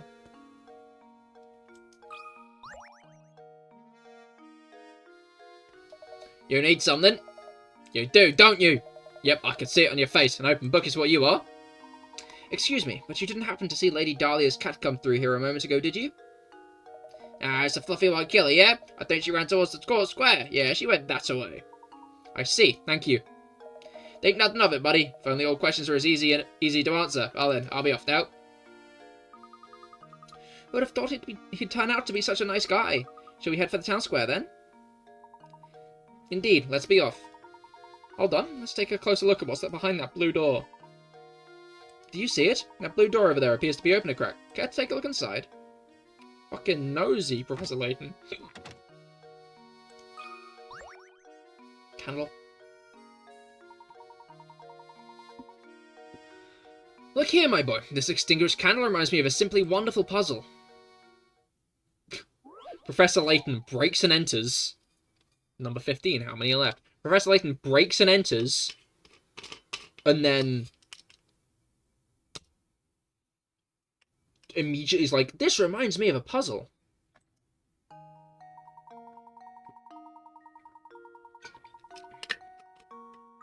Ten candles stand burning in a dining room. A strong breeze blows through the open window and extinguishes 2 of them.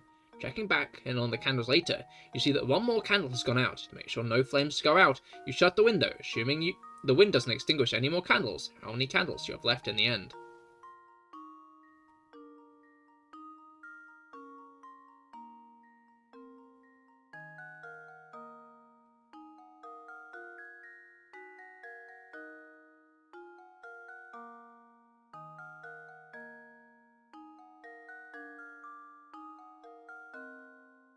7? What?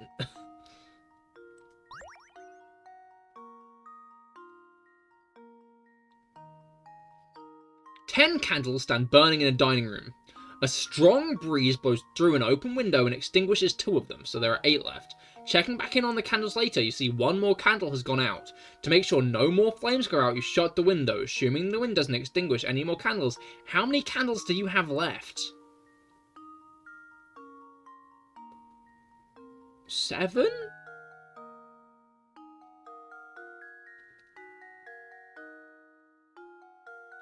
$10. You still have 10 candles. This is wordplay again.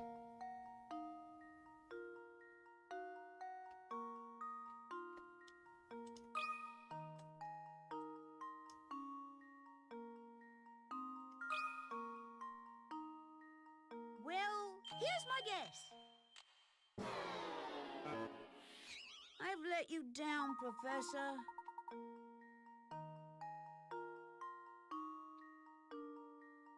Puzzle asks you to figure out how many candles you have left in the end.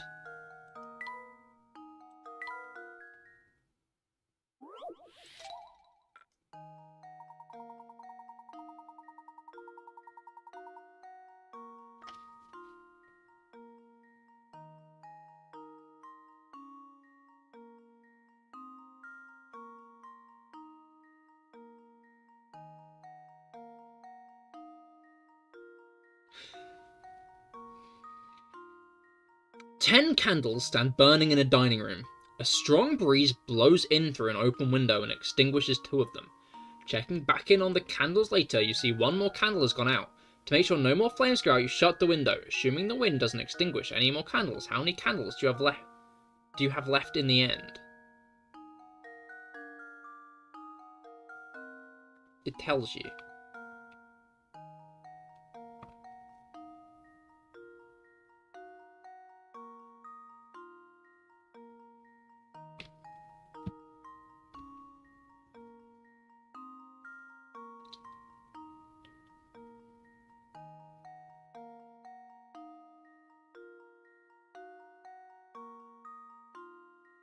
It's like 7 candles get blown out.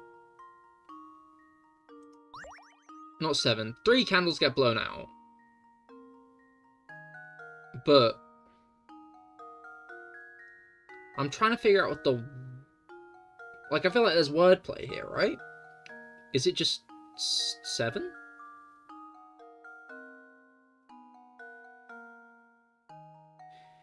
It's 3! Right? Because the other candles burn themselves away.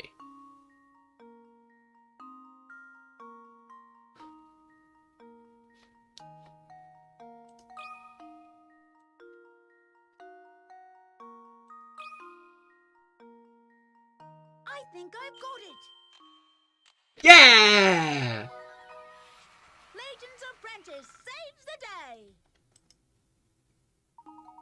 That's correct. The 7 candles that manage to stay lit will melt down completely.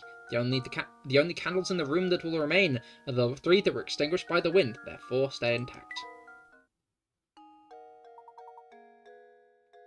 Excellent work, my boy. Sometimes it's important to consider the obvious too. Delving too deep into the implied can cause misconceptions. Alright, I feel like there have got to be some spicy hint coins around here. Why did Layton guide us in? The bread and cheese are anything but fresh. Yeah. Oh, these are moldy? That's not good. Everything here's caked in dust. Oh. There's no one's working in the shop.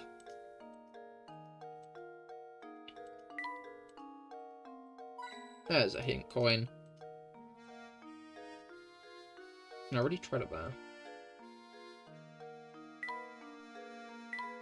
Or is it this? There's a chair.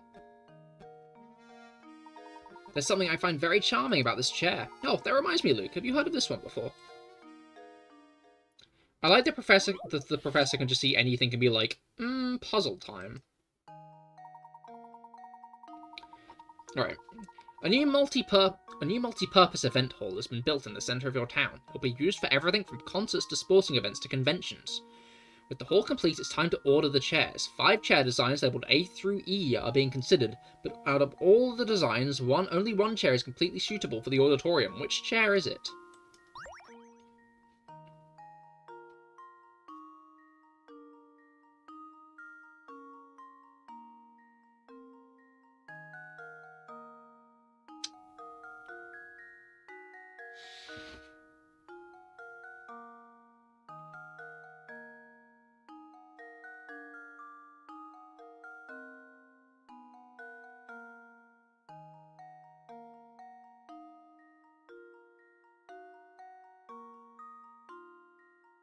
I need to stop thinking in silence. So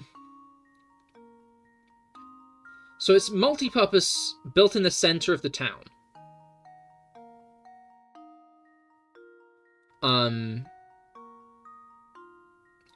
Immediately, my gut is saying either B, because you can probably stack B,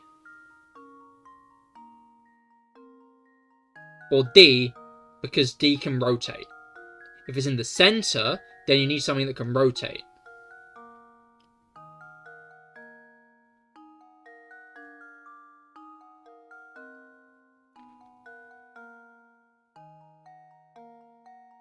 Only one chair is completely suitable for the auditorium.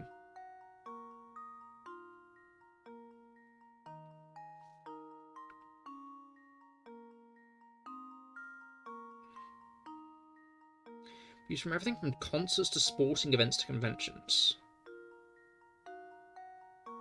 All complete, it's time to order the chairs. 5 chair designs labelled A through E. I think your logic is wrong on B. Is E the more stackable one?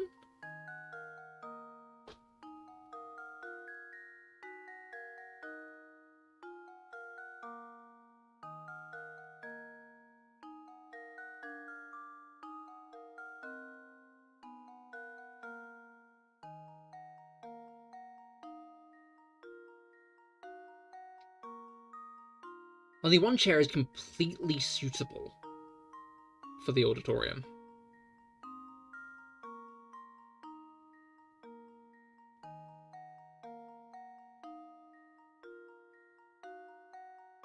B has those bars at the bottom. Right.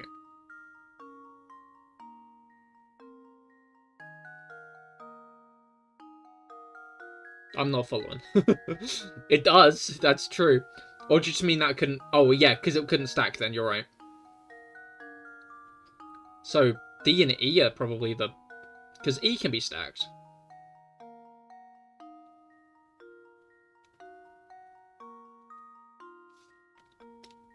My gut's saying E, because E can be stacked.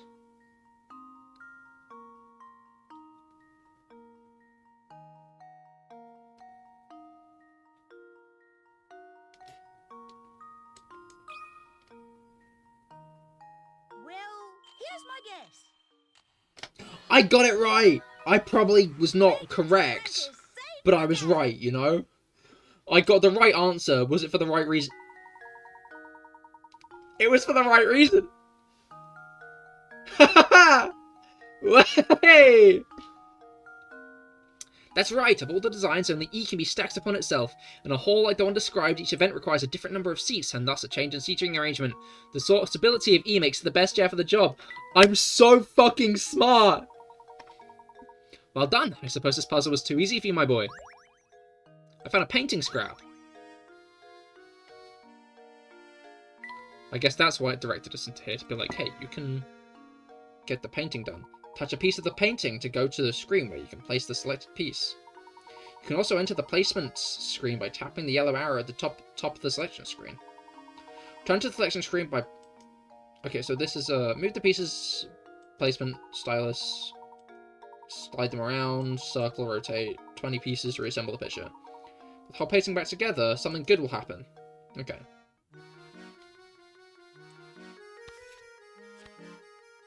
Wait, no, I don't want this one on the...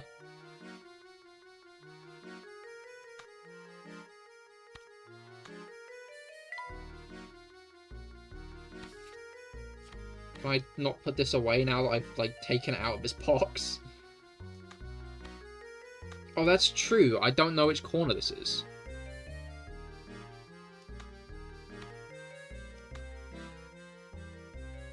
It could be any of the corners.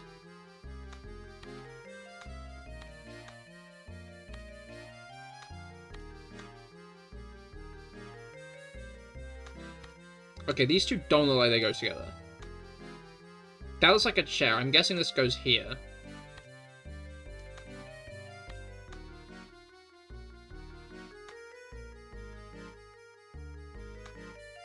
My gut's telling me it's here. I don't know, though. We don't have enough pieces to guess, and I don't know if I can put them away. Maybe I can put them away somewhere, and I should put them away somewhere, but I'm not sure. Alright. Yeah, hey you two, help me out here, would you? I'm in a real pickle! What seems to be the problem, sir? Some knucklehead went and raised the bridge while I was on break. And then if that wasn't as bad enough, my shout ahead made up with my only bridge crank. Oh dear, so you mean to say... you got it, buddy, until that thing shows up. No one's getting in or out of town. I'm still looking for the blasted crank, but I'm seeing too much red to get it in and done. Ugh. What kind of punk pulls a prank like this anyhow? Oh yeah! I found this dude out in the street while I was looking for my crank. Got any idea what this is? You found a strange gizmo. I love strange gizmos! That's so cool! You're trying to assemble the various mechanical parts you've gathered around town. I love gizmos. Cat. Aha! Fluffy! Check! Purple bow, check. Sullen expression, check. No doubts about it, that's Claudia. Woo! Yeah, baby! That's what I've been waiting for. That's what it's all about. Good eye, Luke. Now that we've located her, the question at hand is how we go about catching her. Leave this to me, Professor. Ah yes, I'd forgotten you have a way with animals. Well, go right ahead then. Here, Claudia. Here, girl.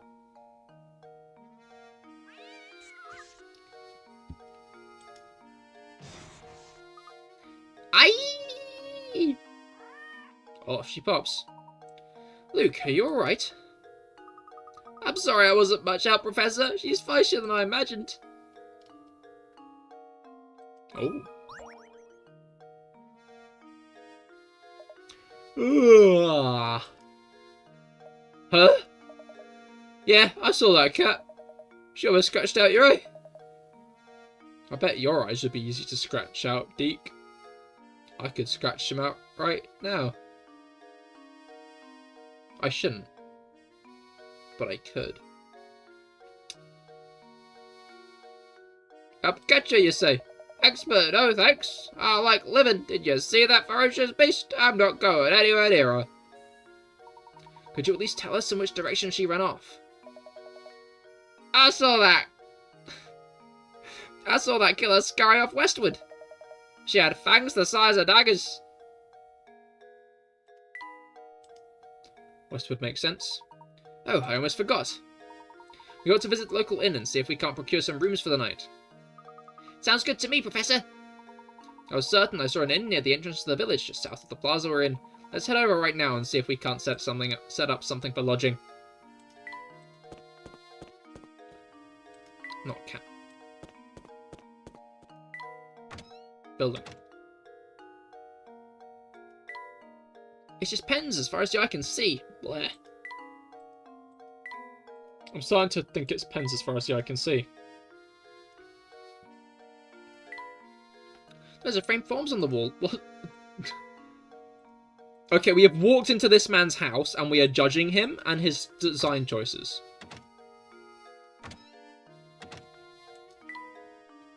But not touch anything or that man will throw a fit. I wouldn't even judge him, honestly. If someone came into my house and started poking round, I would not be chuffed either. Going to be real.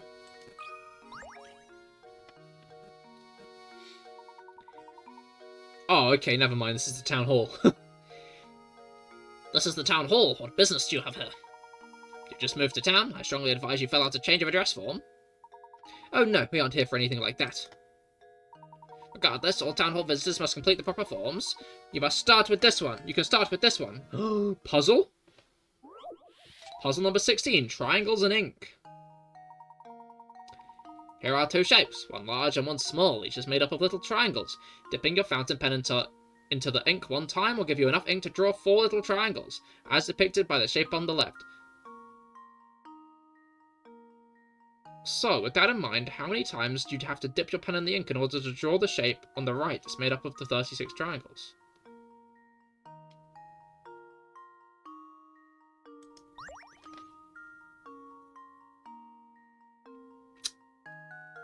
Okay, so...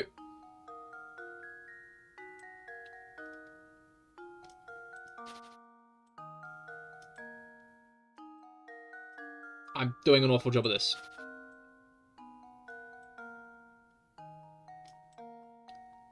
That's 1 line, yeah? Sure, we can all agree on that. Which means that 1 line does 1, 2, 3, 4, 5, 6, 7, 8, 9 lines. 9 segments. 9 of these little segmenty doodads. So...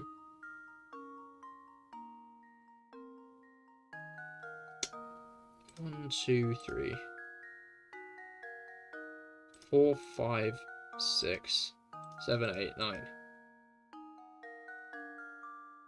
How about that?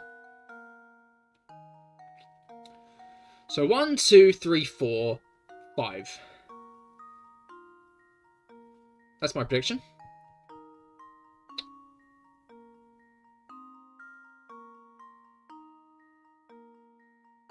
Wait, no, that would be...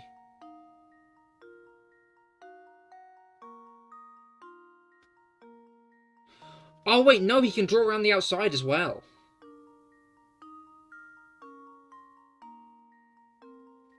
I just realised.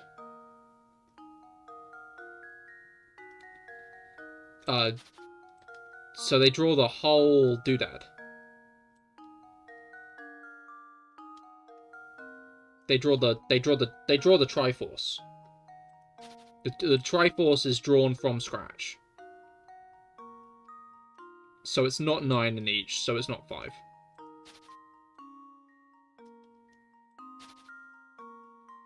Okay, starting to assume the answer might just be 2.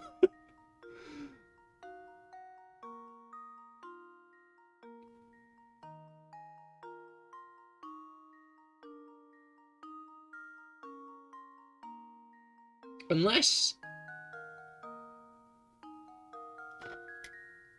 I'm stupid.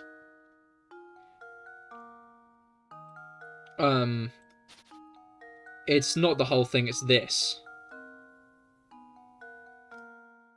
So how many lines is this? 1, 2, 3, 4, 5, 6, 7, 8, 9. I was right. 1, 2, 3, 4, 5, 6, 7, 8, 9. Yeah, okay, so 9. So what we're gonna need is... So it's 9 lines. Each dip does 9 lines.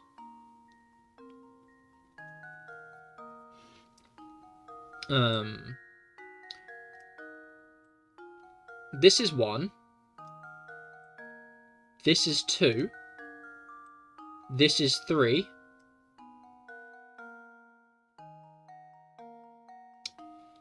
But does it work out like that? Because this is 1, 2, 3 as well.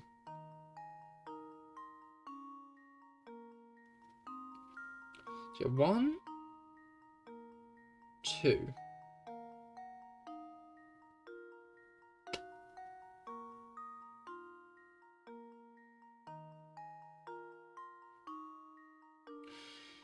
The 4? I think it might be 4. Unless I'm missing something obvious. 1, 2, 3, 4, 5, 6, 7, 8, 9. I'm missing something much more obvious. It's this. That's a dip. Okay, so 1, 2, 3, 4, 5, 6, and then that leaves these 3, which makes it 7.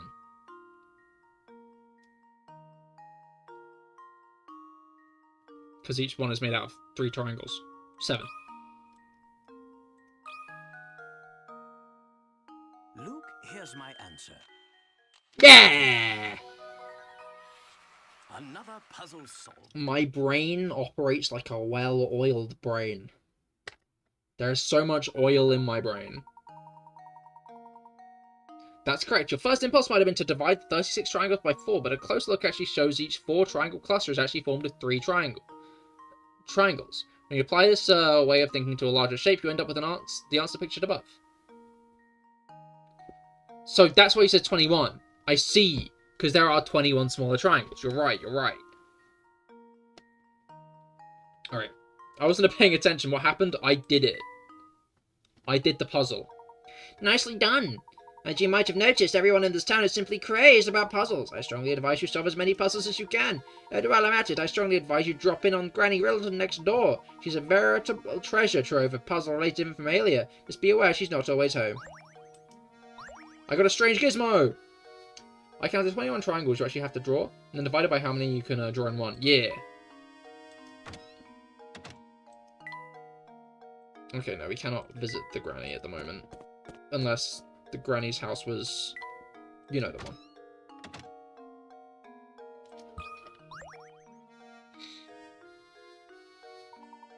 Oh, hello there.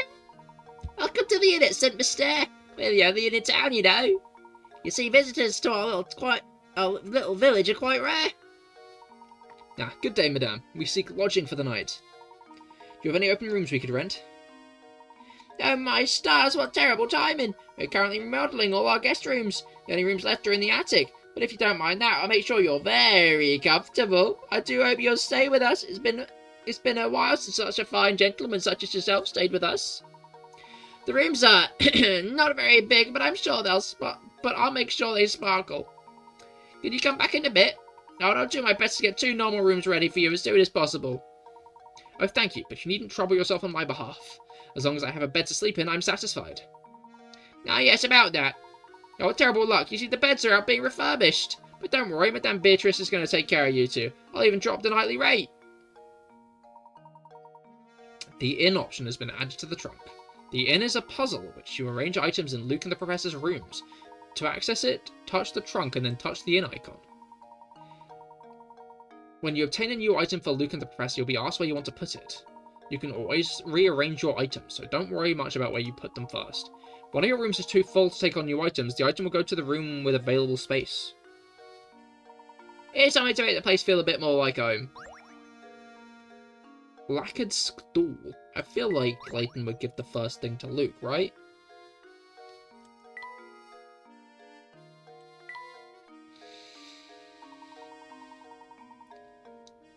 You can place the furnishings you collected in either Luke's room or the Professor Layton's room. Use your stylus to move any item. When you move an item, it appears on the top screen in the room which you placed it. The actual location of an item within the room is decided for you. Both Luke and Professor will comment on how the furnishings of their room is coming along. Your goal is to arrange the ideal living space for both of them. You can check how they feel about their rooms by tapping on the icons on the top screen. Each time you obtain a new item, you'll be asked which room to put it in. You can always go back and change the layouts of items, so don't think too hard about their locations. If you get a new item and one of the rooms is full, it'll be sent to the other one. When both Luke and the Professor are completely satisfied with their living quarters, something good will happen.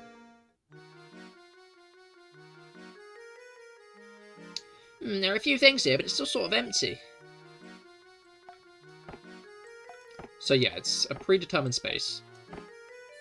This still looks like it wouldn't be very comfy to sit on. Does Layton like it more? What a fine piece of furniture. It even matches the walls. Okay, I think we found who we're meant to give it to. Someone seems a little more grateful. I guess Luke can just sit on the fucking floor then. I'm gonna take a drink quickly.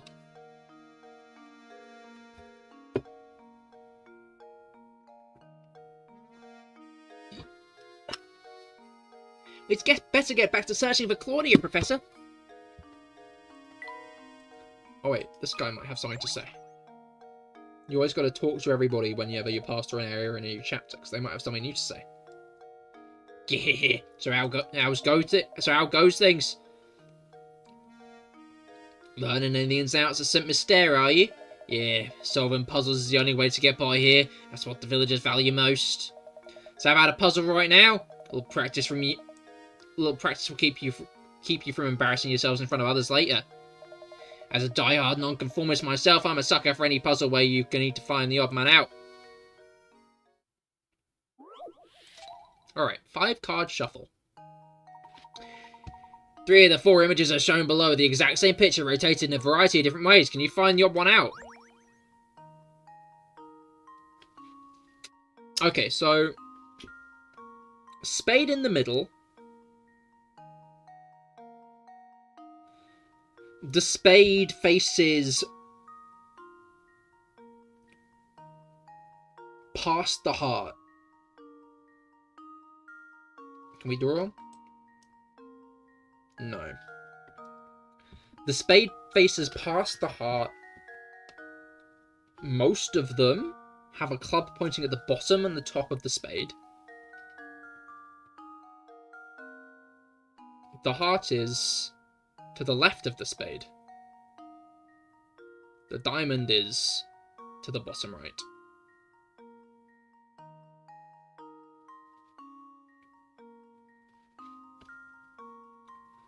The heart points down at the top left side of the spade.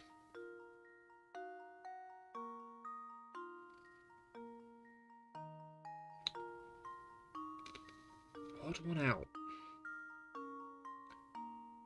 The heart is laid over the spade. The bottom left club is laid over the spade.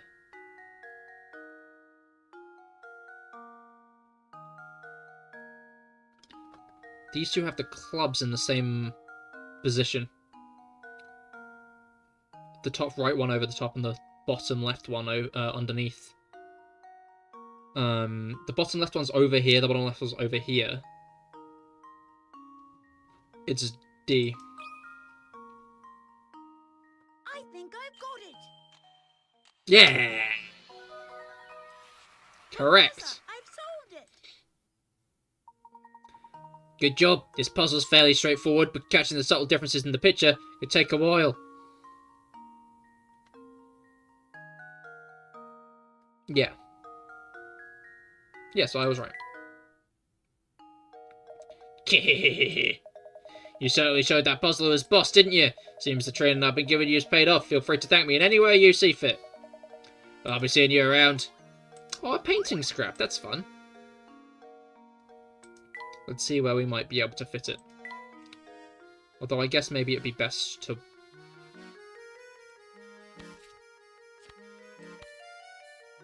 Okay, these don't go together. I kind of got hopeful that they might. Unless... they don't.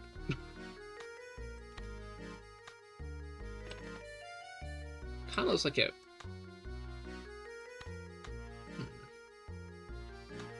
Unless... no. I think... oh, I bet it goes there! This is a chair! Look, see? That's the arm, and then that's the top. I'm so smart.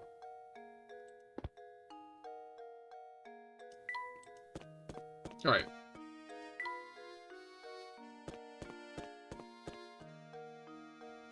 You good, mate? Oh, I've just had it this time! I think I'm gonna explode! Like a water balloon filled with rage! What's that? Why am I angry, you ask? Why am I angry? And me and him, will you? There are just these 3 bozos in town, and we can't stand each other! It's so bad that none of us want to see each other's ugly mugs, but St. Mystere in a big place, right? Sometimes we cross paths on the way to work, and just like that, bam! Time for a screaming match! I sure do wish we could find a way to keep bumping into each other in the mornings. Hang on now, you look like you got a good head on your shoulders. Do a guy a favour and help me with this. I'm really pissed at these guys. It's your problem now. How do I avoid them? Draw a path to connect one man's home and his work by connecting the matching blocks. The catch is these men can't stand each other. You have to make sure that none of the paths touch. To make a path, all you need to do is tap a block and start drawing. This is just flow 3, right? Okay. Let's start with putting C around the edge. That's always a pretty good way of doing things. B could probably wrap around like this. D goes like this. No, it doesn't. D does not go like that at all. I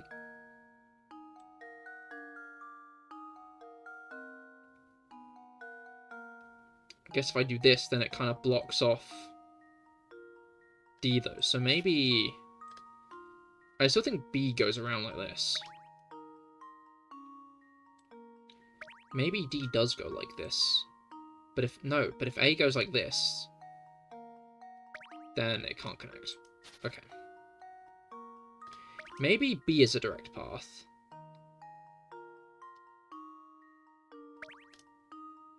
No, that won't work either.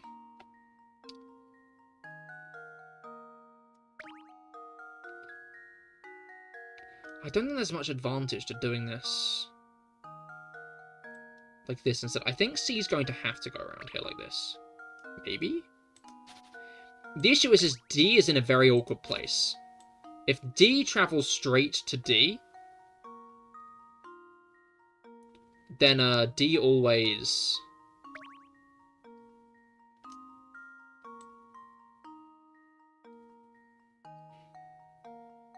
blocks itself off.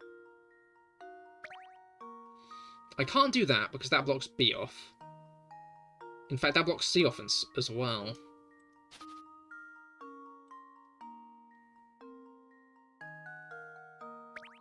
If I try and make that path more direct.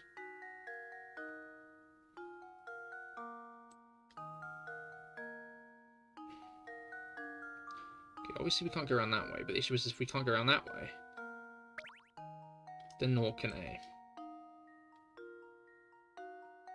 A is now locked. Okay. If we try to go up,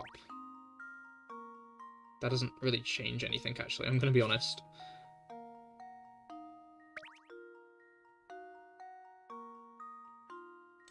Because the issue here...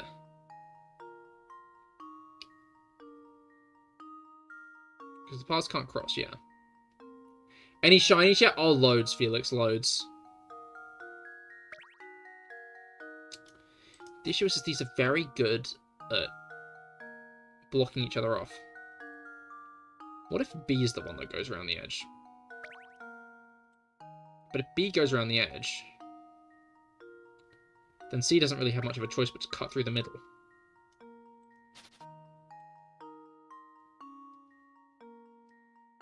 If I do this like this,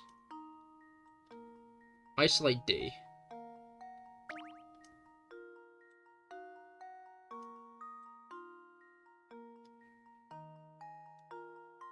Like so.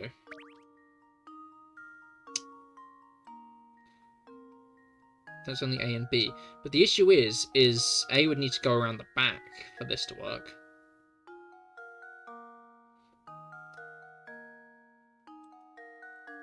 So what, could A go like... no, that blocks off that, though. It blocks off C. You caught a shiny Torterra? Where's the which is the Torterra?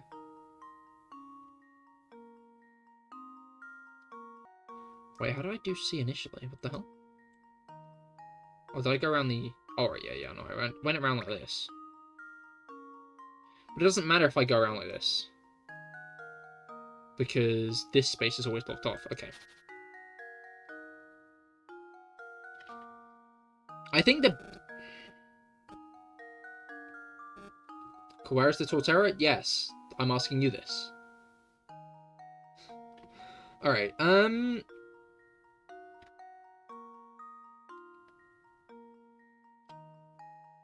reckon A needs to go right in front of D and then left of C.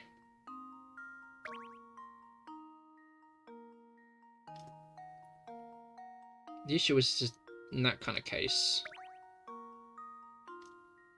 C doesn't have a path. What if A goes around the edge? And then C around the back.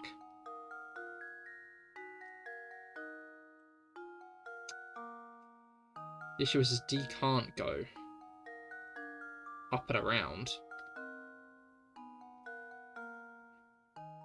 Unless D can go up and around. Like this. And then B goes like this! Do it. Every puzzle has an answer. My brain is a box.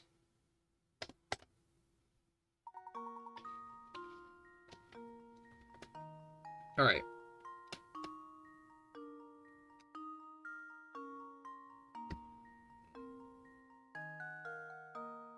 Oh, I see. Around D and then left of C. I see that. It's exactly what you're saying I should do. That's right. Now those guys don't even have to look at each other. Good job. Oh, thanks a million, guy. I can finally get back to work without blowing my stack. I really mean it, Pally. You're a lot smarter than you look. Oh, yeah, let me clue you in. See that big old mess of a tower beyond the town square? Take a tip from me. If you know what's good for you, you'll stay away from that thing. Alright then, I'm off. Thanks again, buddy. Strange gizmo. I love strange gizmos. Fuck. House.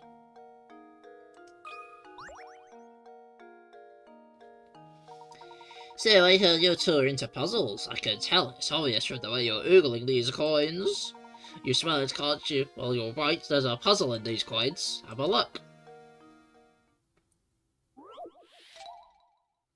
Equilateral puzzle. On the drawing below, 10 coins are arranged to form an equilateral triangle. The triangle is pointing up right now, but can you get it to point down by moving 3 coins? Okay, can I get it to point down by moving 3 coins? Oh, maybe. I'll try.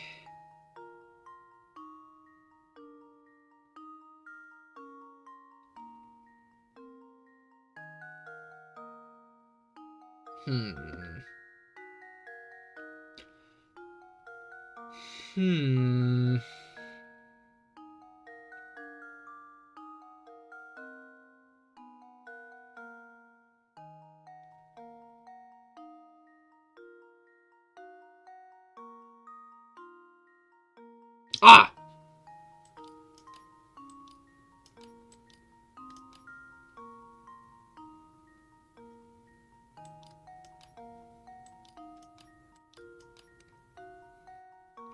Bada boom, bada bing. There we go. Critical thinking is the key to success. Giant brain is mine. Humongous brain is mine. That's right. That's right.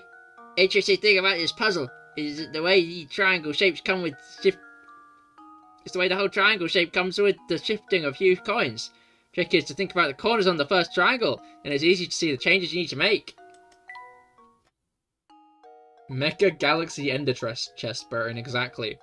Yep, it's just as I thought. You guys are a bunch of puzzle nuts.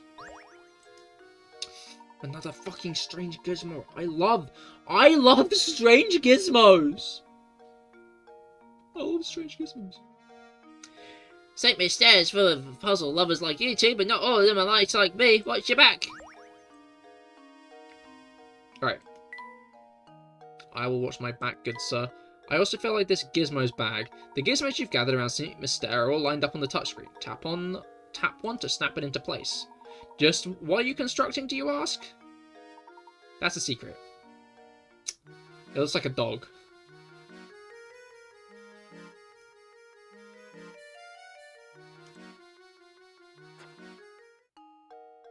Wait, how did it say we snap these into place? Oh, we just click them and they go straight into place, I see.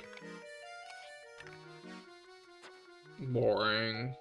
Boring. Oh wait, I need to save. Yes, elemental pet, like I said earlier. Exactly, actually, exactly. Alright. Give me a puzzle, bartender. Hey, this is your first time here, isn't it? That's not what he looks like. He sounds like... Well, if you're looking for a warm meal and a hot cup of tea, you've come to the right place. Strange it should be so empty if the food's as good as you say. Hey now, boy, no need to be so snippy. That's just how the restaurant business is. There are times when this place is packed and times when things are quiet. So always lunch rush. How would I prepare food for the rest of the day? Well, speaking of preparation, I got myself a little problem on my hands. You see, I've got to divide this 80-quart pitcher of juice into 2 equal portions. However, for the life of me, I can't seem to find my measuring cup. I wonder if there's some way I could do it using these 5 3/4 pitchers I found. Okay, buddy. Okay.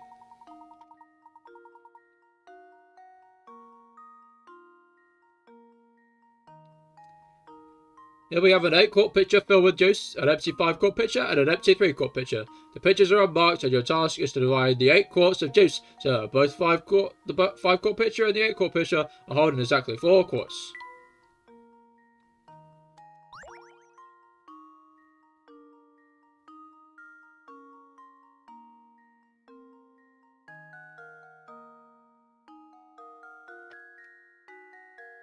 Okay.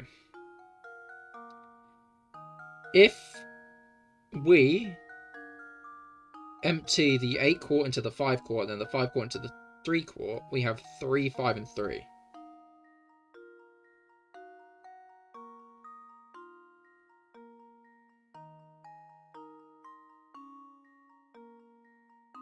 No. We have 3, 2, and 3. Which means we can...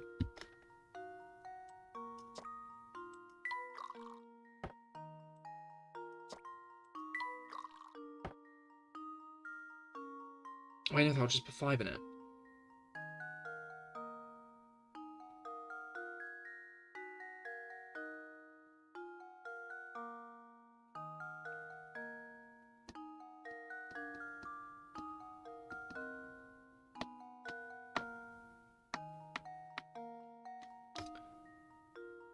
If we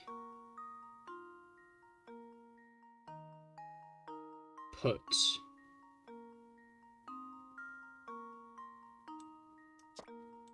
this back in here, then we can put this in here. No. Not at all.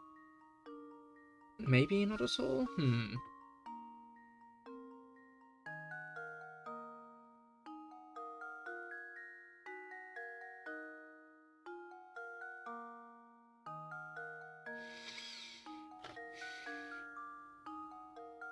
So we need to somehow get 2 into both.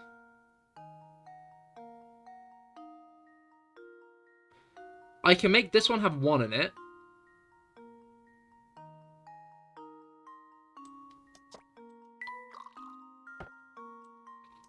I can make it have 3 in it. No, I'd already done that. Had I? Yes.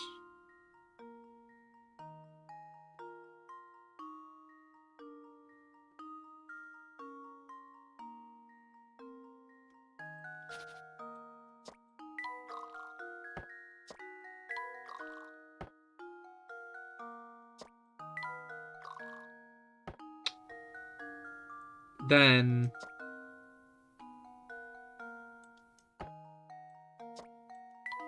that.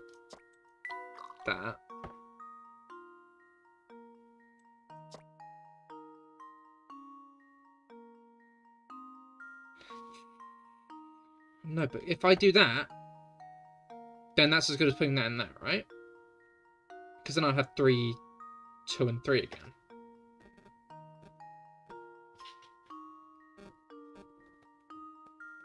Wait.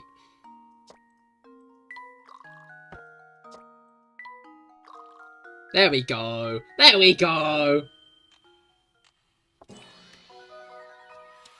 Critical thinking is the key to success. My brain Rock solid.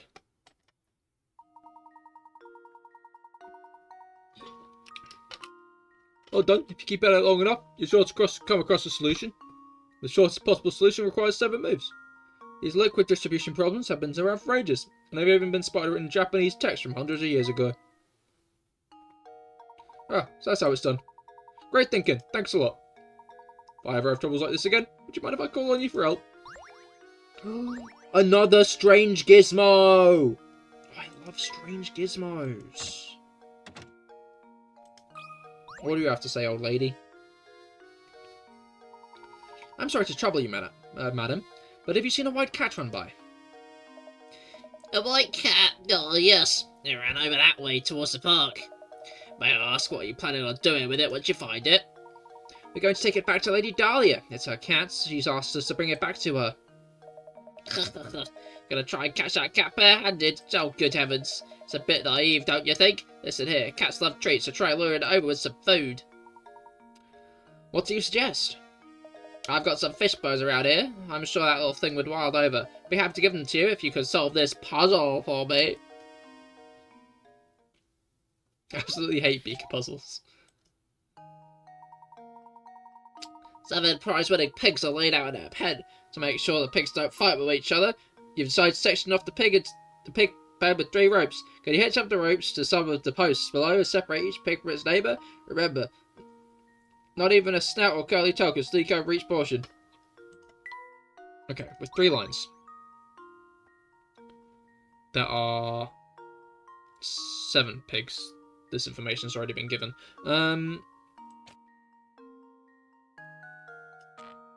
That seems like a pretty solid first line.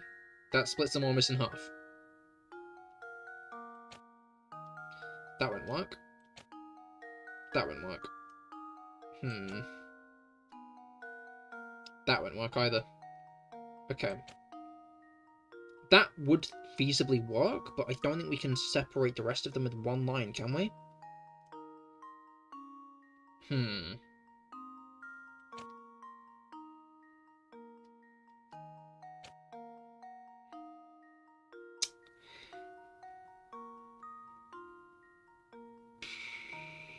This...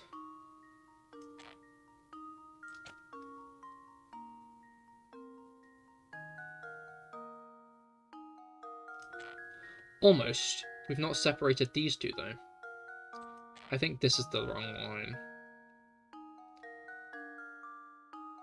2 right it is. No. These 2 are still together.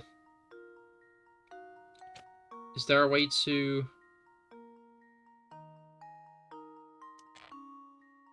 You're alone, you're alone, you're alone, you're alone, you're... Wait. 1, 2, 3, 4, 5, 6, 7. That should do it. Yeah! Critical thinking is the key to success. So smart. I'm so smart.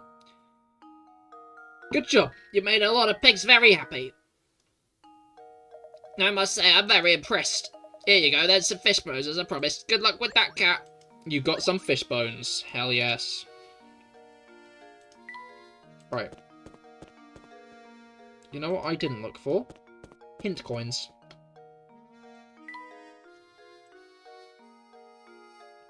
That won't do, will it? Oh, there were 3 on this one. Okay, let's go into the house quickly. Or the restaurant. Okay, no, I'm talking to you. I didn't mean to talk to you. I'm sorry. Alright. There we go. And now there's a new lady through here. And I want to talk to you. That guy gets so worked up that he turns red like a tomato. He looks so dumb. That's a bit mean. Silly old woman. Cats don't like bones. They want meat. That's a good point. Professor, there she is. Quickly then. Use the fish bones. Here, Claudia. Come, girl.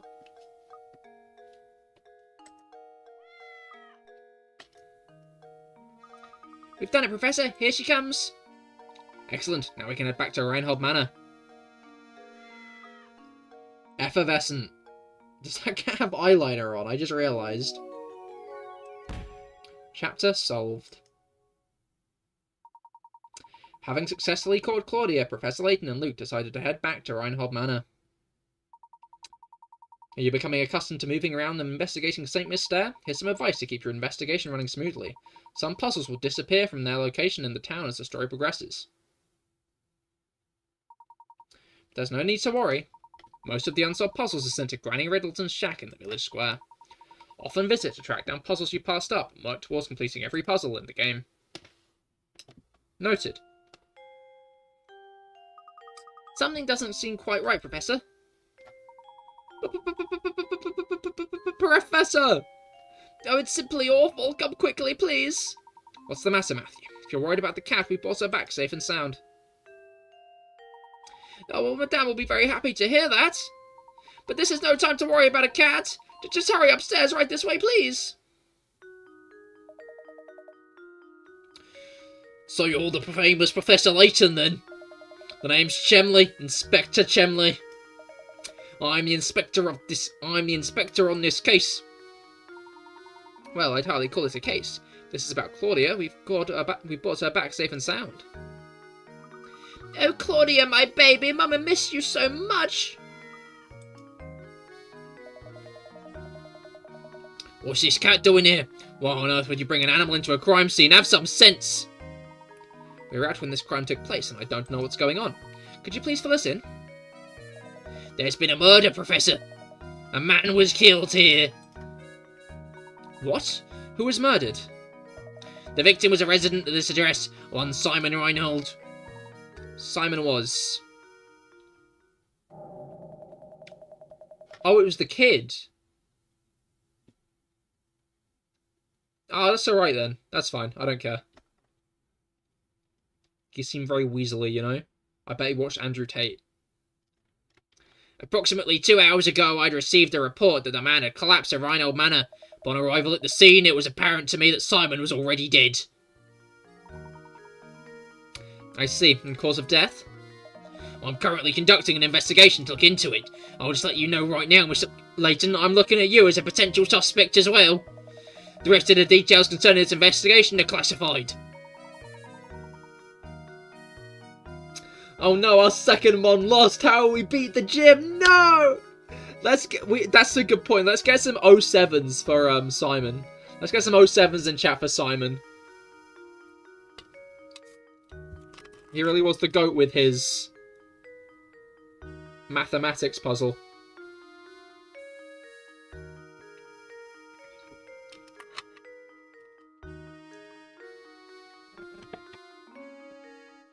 Speaking of the details, who placed the call to the authorities? Your ears clogged, you deaf. Didn't I just tell you those details are classified, eh? Alright everyone, I'll be taking statements from each one of you in the other room. Come in one by one, and let me make this clear. Under no circumstances is anyone to leave until I've talked to everyone. The way he's lying looks like he got crit. I think so.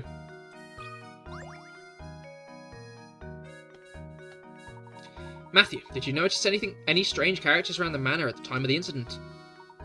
Not a soul. Not a soul, I'm afraid. I didn't even know about Master Simon until Inspector Chemley showed up. And where's Simon's body now? I didn't see, but I was told that the inspector carried the body out shortly after arriving. I see. Well, it looks like for the moment we're without a lead on this case. But you know, I found this in the room where Master Simon's body was discovered. A cog? Oh my god, it was Grovile!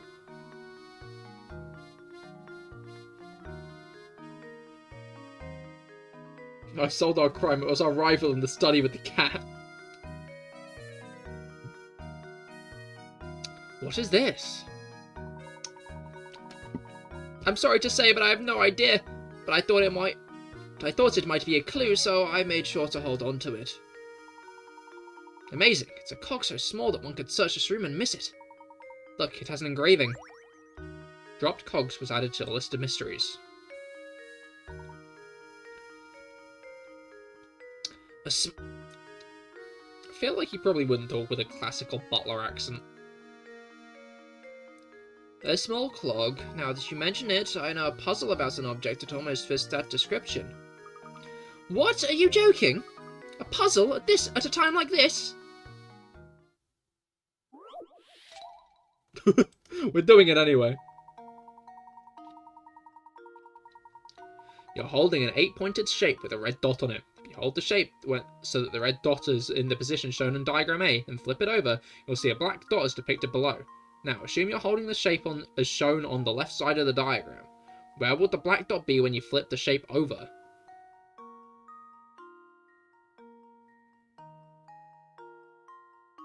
What the fuck? Okay, so when it's in the top, it's in the left. It's 3 across. So if it's here,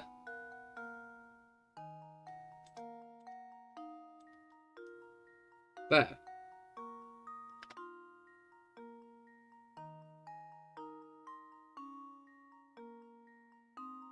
No.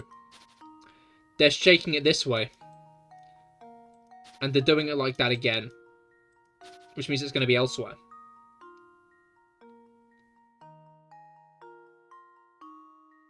What we need to figure out is where the dot is before you flipped it, which is here. So the dot is, again, 2 below, to the right this time. So it's here. So when it's flipped around,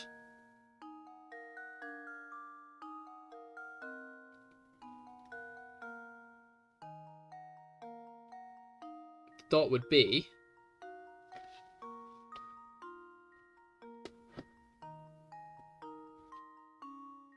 oh, me, I know, Mr. Cahir. I think it's exactly where the red dot is. Think.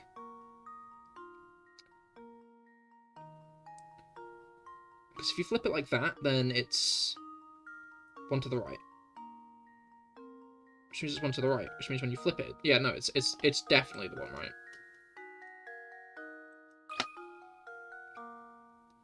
That should do it. Yeah. Every puzzle has an answer. I feel so intelligent when I get it the first time. Like I got very worried. I got very worried when I fucked up on the hat puzzle. I was like, oh no, is this game gonna be harder than I thought? But no, that maybe they are gonna get harder. But these puzzles I'm doing well at.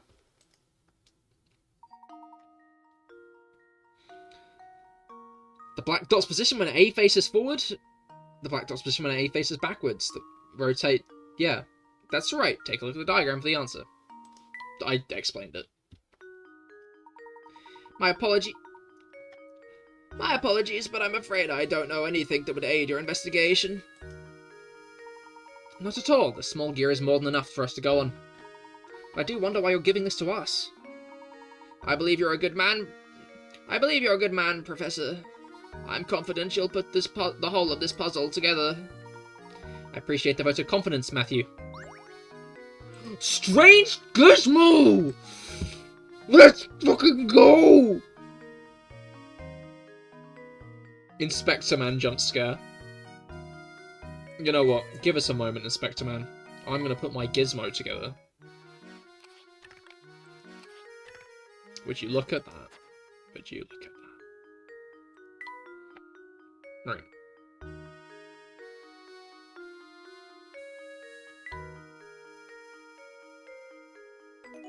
Wait, I've solved 19 puzzles, but we're on, like, puzzle 25. I've missed some.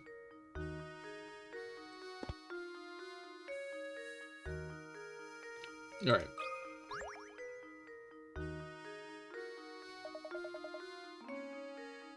Imagine a murder in this very house. It brings a chill to my spine, it does.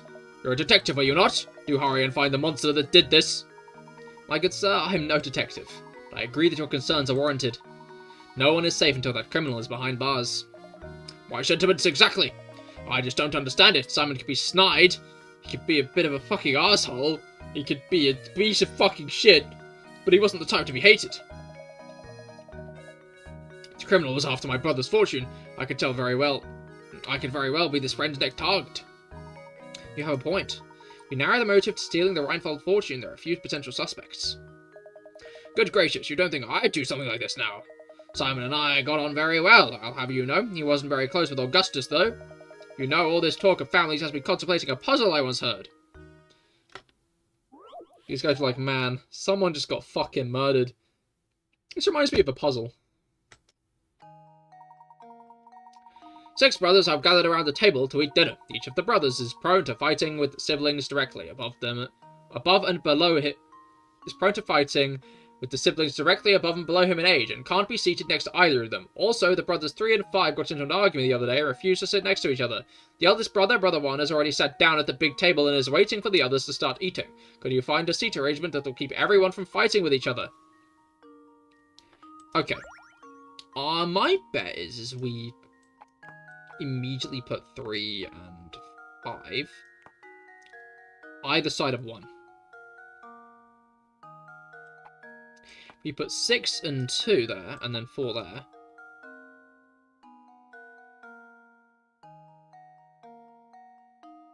Well, how about that? I think that might be it. I think that might be... The true criminal is Cahir, who missed out on the puzzle. No! I don't want to go to jail!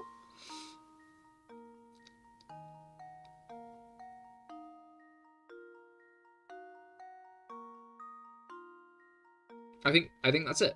I think I did it.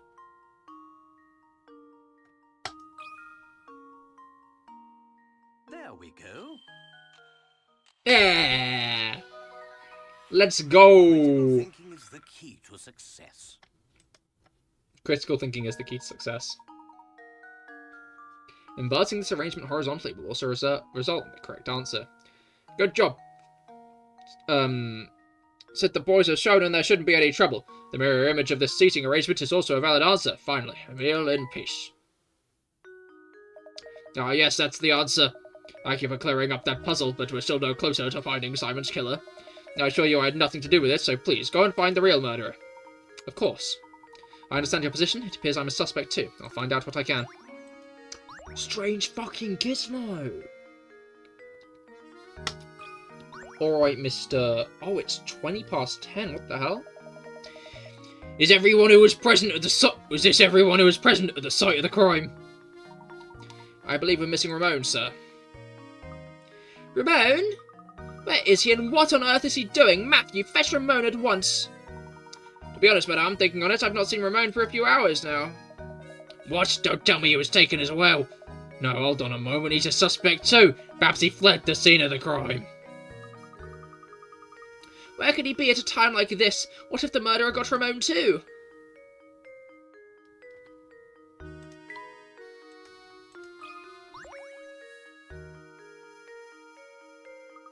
Hey, where did Lady Dahlia go? I believe Madame has retired. I believe Madame... I keep forgetting the voice I do for this guy.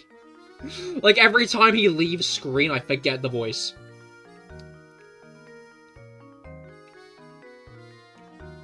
I believe Madame has retired to the adjoining room to relax on her own. She's a strong woman, but it's only natural she'd need to rest after a terrible event like this. Very well then, would you please let her know that I have something I'd like to talk to her about? But of course, Professor, please wait here. Lady Dahlia might act like an ice cream, but I guess she was shaken by today's events. Luke, if you ever wish to become a true gentleman, you need to start showing a little more sensitivity. Of course, Professor. I apologize. That was wrong of me. Madame will see you now. Please just head back through the door on the way to the left.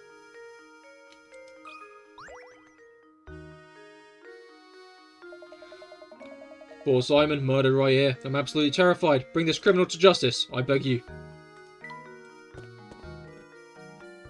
Hint coin. Hint coin. Hint coin. Hint coin. Hint coin. Hint coin. Hint coin. Hint coin. Hint coin!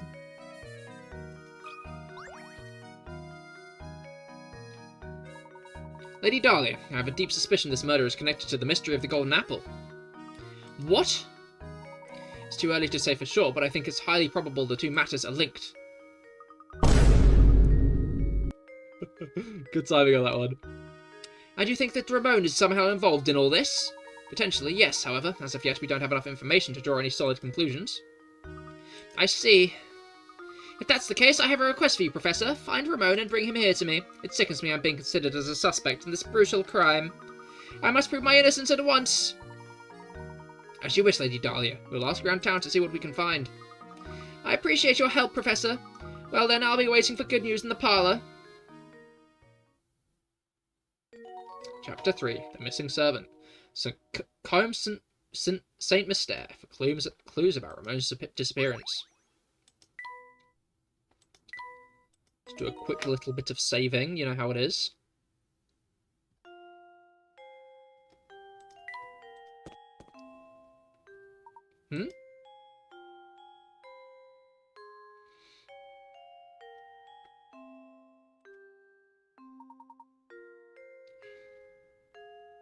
Look at this picture. What is it, Professor? Oh, isn't that Lady Dahlia? She's holding a baby. That baby must be Baron Reinhold's daughter, then. Flora was her name, wasn't it? Gosh, what a cute baby. Lady Dahlia hasn't changed much, has she? You know, Luke, they say true beauty never ages. I suppose so, Professor. But even so, it makes me wonder. Maybe we can ask Lady Dahlia about it. Can we? Are we allowed? Pardon me, but what happened upon a... Bonk. Oh. I feel like there's a word for trying to sleep with a widow. And I feel like you're accusing Layton of doing that. Pardon me, but we happened upon an adorable picture of you and your daughter Flora a moment ago. I beg your pardon? The picture of you holding a baby, the one that sits in the next room. I'm sorry, but you must be mistaken. I've never had any children. Huh? My apologies, madam. I must have been mistaken. At any rate, time is of the essence here. Go find Ramon and bring him back, would you? If that's not Lady Dahlia in the photograph, then who on earth could it be? I think we'd do well to ask the butler a few questions. Perhaps he can clear this up for us.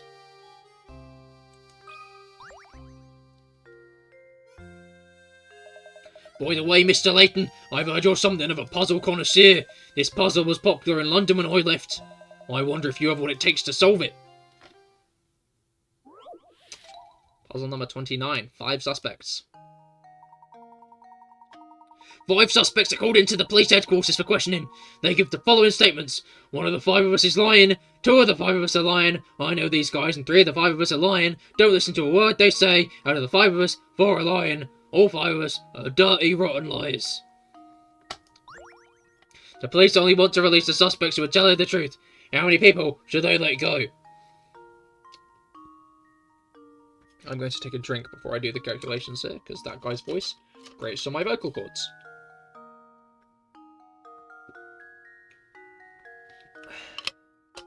Obviously, what's it called? The bottom screen has the prompt on it, and you can't fully read that. Is that alright, guys? Or would you rather I do something about that for next stream? Okay, so... immediately mark E off. Let's be real. E is easily lying. Because 5 of them are lying.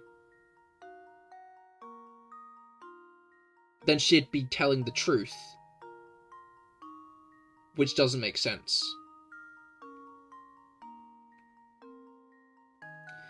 D says out of the 5 of us 4 are lying. If he's telling the truth...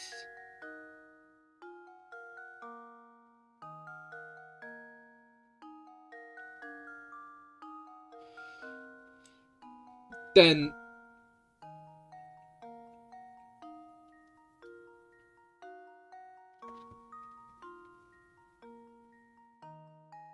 Duh. Okay, so A says 1 of us are lying, B says 2 of us, C says 3, D says 4, E says 5. Okay, so if this guy's telling the truth and one person is lying, that can't be true.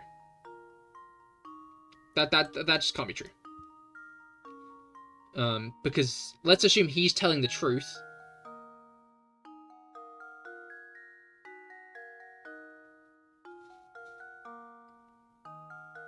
They can't. It's D. I think it's D. Gonna be real. D says, don't listen to a word they say. Out of the 5 of us, 4 are lying. If he's not lying, then 1 has said 1 of the 5 of us is lying. He is lying. It's 4. 2 says 2 of the 5 of us are lying. He's lying. There's 4.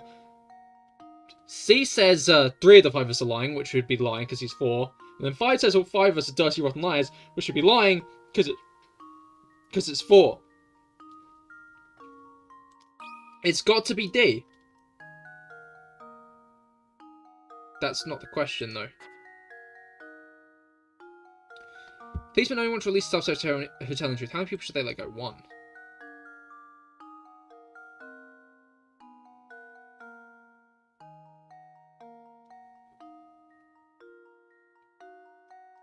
Maybe? Okay, let's assume 3 is telling the truth. Which means that 1 other person is telling the truth. That doesn't work, though. Because 1 says 1 of the 5 is lying. A says 1 of the 5 is lying. B, which wouldn't work. I think it's got to be 1. There we go. Yeah, it's 1. Every puzzle has an answer. Alright. That's right. Every suspect accused a different number of people. If anyone was telling the truth, had to be one suspect. No more, no less. Only suspect whose statement fits that condition is D. Looks like he's a free man now.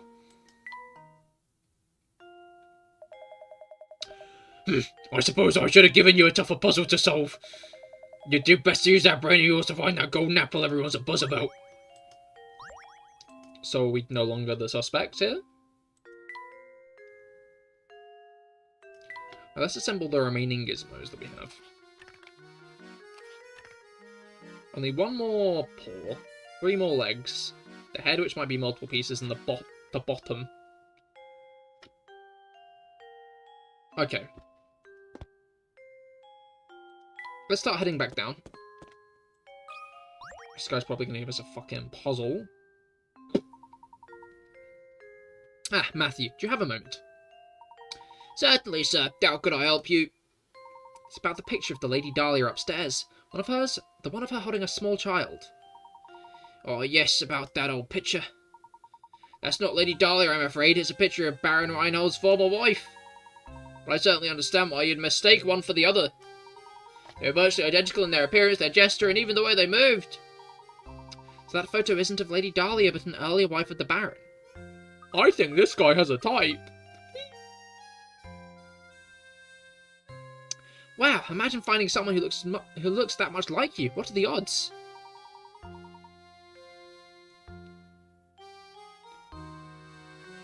Pretty much my entire job is about solving puzzles the wrong way. That's a way to look at it.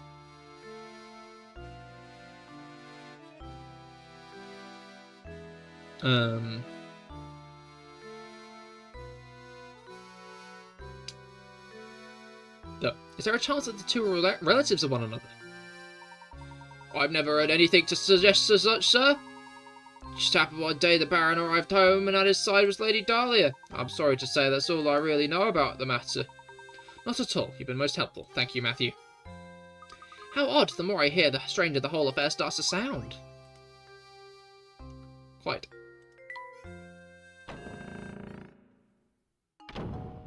The cat's out and about again.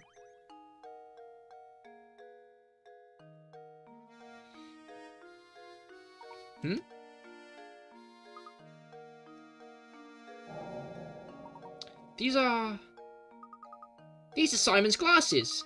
But how on earth did they end up here? This could be a key clue in the investigation. I think it's best if we brought this to Inspector Chelmy. What's the matter, Mr. Layton? Inspector, take a look at these. These glasses belong to Simon. We found them out in the garden. What the? I imagine they simply fell off the body when it was being carried out the village. Besides, if you have enough time to manage the village lost and found, shouldn't you be searching for the Reinhold inheritance or whatever it is you're supposed to be doing? Of course, if you continue to interrupt my investigation, I have some ideas about what you could do. My sincerest apologies, Inspector. I don't like that chummy one bit. He reeks of smoke and he's so full of himself, and the way he treats you, Professor, it's just too much. Luke, my boy, pay it no mind. Right now we have other priorities. Let's go and ask around town and find Ramon.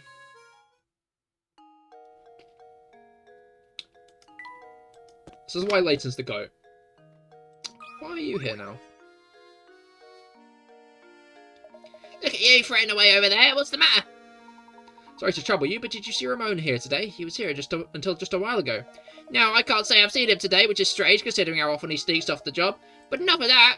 I hear you're quite an ace with puzzles. Would you mind helping me out with a puzzle I've been mulling over? Oh, right now. We're sort of in the middle of something right now, but if you insist. Puzzle number 30. One-line puzzle. You heard of the one-line puzzles? The idea is to place your pen to paper and draw a shape without lifting your pen from the pad or retracing any parts of the line. You can, however, cross lines. Now that you're familiar with the concept, look at the 4 pictures below. One of them cannot be drawn with one line. Which is it? Okay.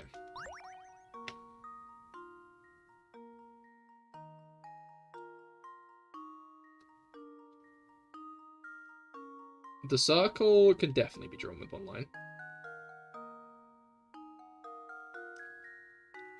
I feel like the car might be able to. The car can definitely be drawn with one line. Which leaves this weird house and the other one. This weird house might be it.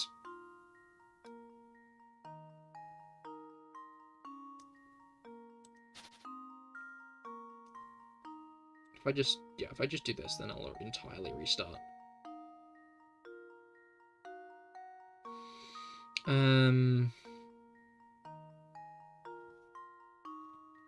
I started in the wrong place, perchance?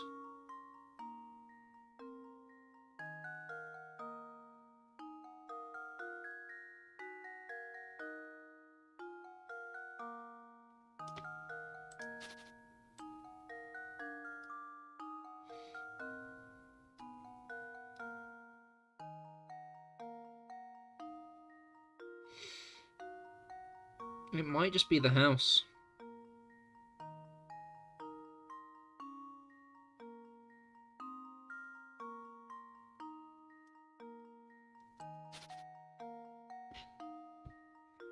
What is this one?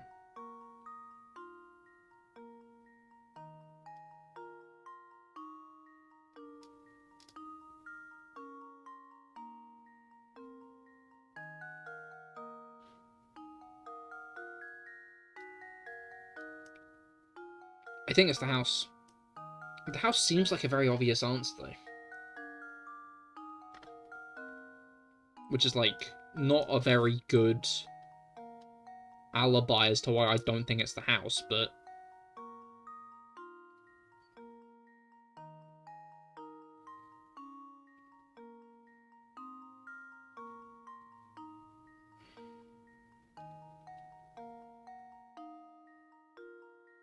I think it's the house. I hadn't even on this wall here.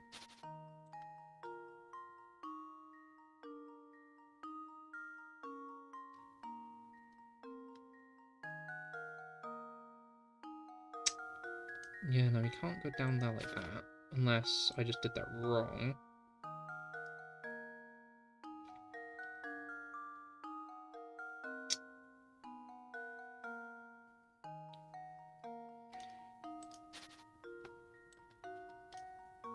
Use your instincts. I think I should use my instincts instead of spending the next 5 minutes. Yeah, it was the house, okay.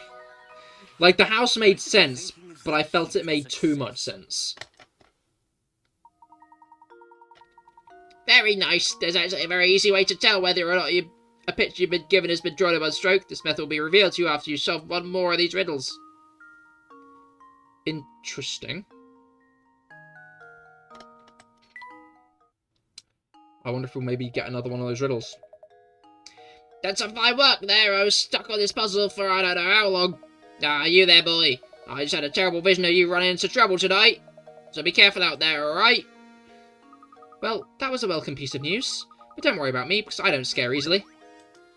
Strange gizmo! Oh my god, I love strange gizmos.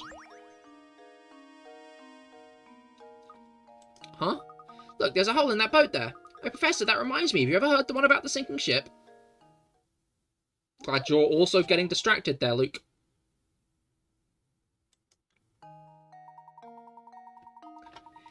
SOS! 15 people are trapped aboard a ship that's going to sink in exactly 20 minutes. Their only chance for survival is the 5-person life raft stowed on their vessel. To make matters worse, the waters around the ship are teeming with man-eating sharks, so swimming to safety is out of the question. Good one, Luke. A round trip to the nearest island and back to the boat takes 9 minutes on the raft. How many people will live to see dry land? Good one, Luke!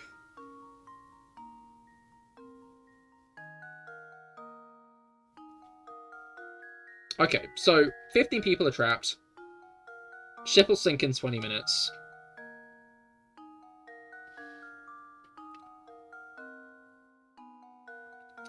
Five-person life raft.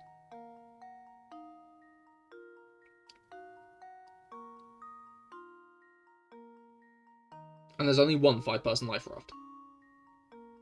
A round trip to the nearest island and back to the boat takes 9 minutes on the raft. 10. Surely.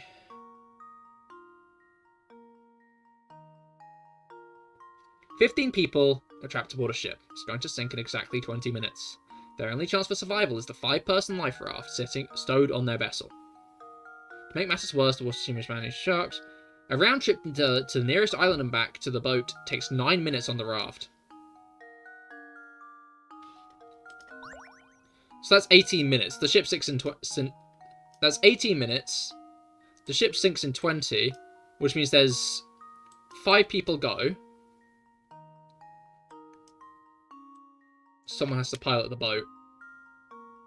So 5 people go, so that's 4 people safe. One person has to come back and pilot the boat. And takes another 5 people. So that's 9 people. Because the boat sinks after the 9 people are gone.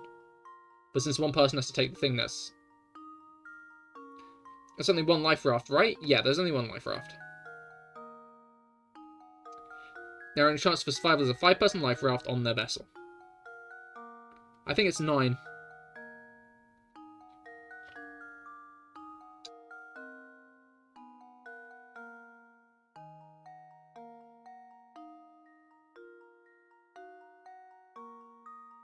Sorry, that was a clue to pilot it. Oh, okay.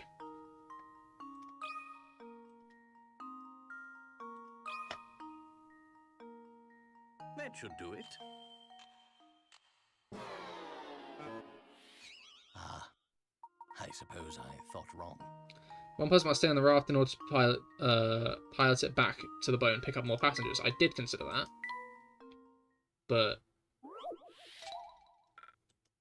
I still got it wrong. Okay, so 5 people can go, and then one person must come back. There's 18 minutes, like... I'm stupid, a round trip takes 5 minutes, which means there can be 2 trips. No, 3 trips. Everyone gets saved.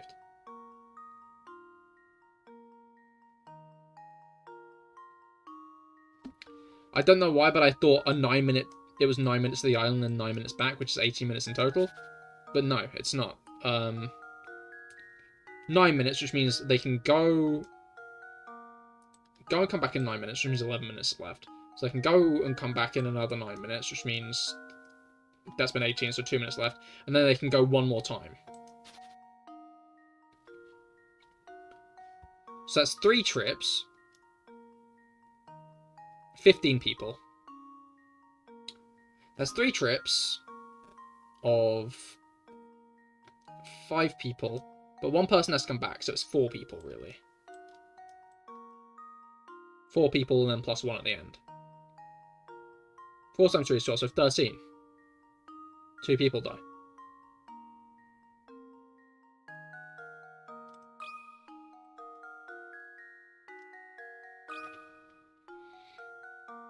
That should do it. There we go.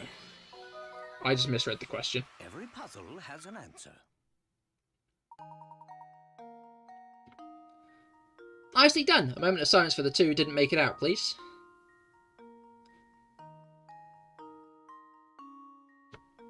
Alright.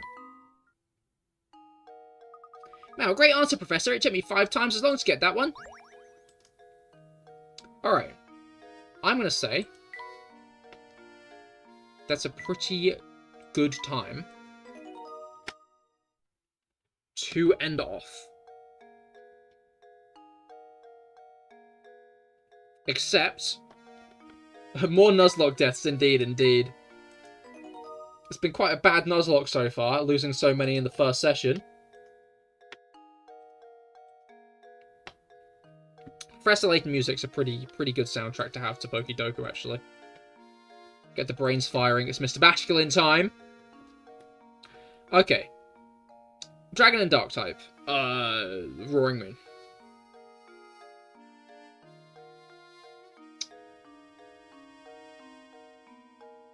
I'm gonna put Roaring Moon. 13%, that's pretty high, honestly. Dragon Final Evolution and Hoenn Final Evolution. I'm gonna put Hydra Apple here. Although I've seen Flapple get low as well. Yeah, that's pretty low. And then Dragon types from Hoenn. Mega Sceptile seems like a pretty solid bet. But I'm not sure if it's too solid of a bet, and it's not actually a good bet. Obviously, normal Dark, Alolan Rattata, and Alolan Raticate, Alolan Zigzagoon, Alolan Lanoon, and not Alolan, Galarian Zigzagoon, Galarian Lanoon, and Obstagoon. Are there any other normal Dark types? My brain's already firing, which is good, you know.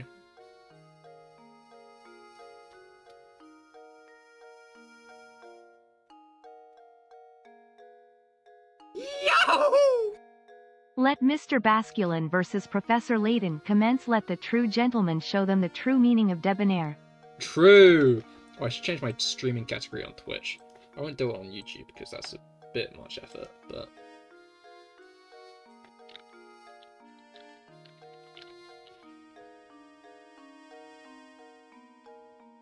Alright, I'm so good at puzzles, genuine still kind of works as a title, so I'm going to keep that.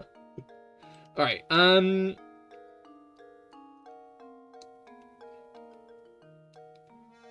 just wondering if Mega Altaria is going to be thought of less than Mega Sceptile. That's like that's where I'm torn. Mega Altaria, Mega Sceptile, one or the other. I'll think about that later. Normal Dark. For now, I'm going to put... Are people going to think of the Obstagoon line or the Alolan Rattata line less, though, is the question.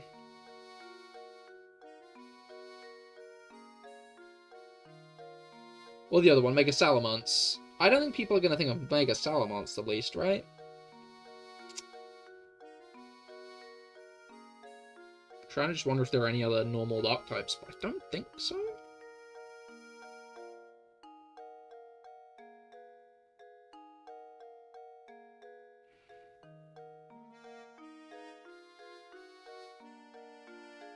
Don't think so.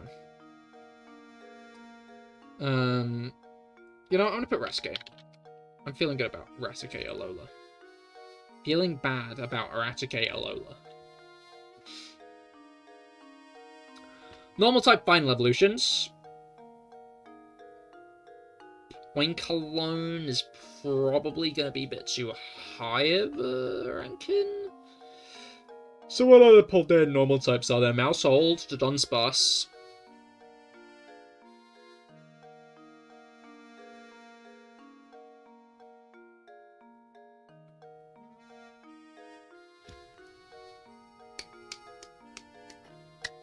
Grafaiai. Yeah. Hoenn normal types. Obviously Zigzagoon and Lanoon. This isn't like evolution or anything. Cast form. Kecleon. Talo and Swellow. Any other odd flying types from Hoenn that are probably normal type? Chat, no. Skitty and Delcatty always get really low.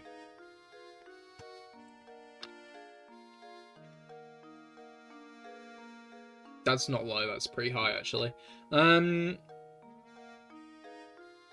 might have been a good bet. I don't know, I feel like Obstagoon probably would have got low, right? Not a low, high. I guess we'll find out. And then evolved by friendship.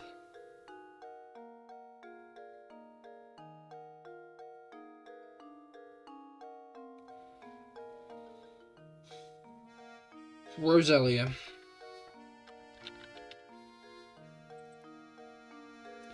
58%! Oopsie daisies, that's not a good answer at all, is it?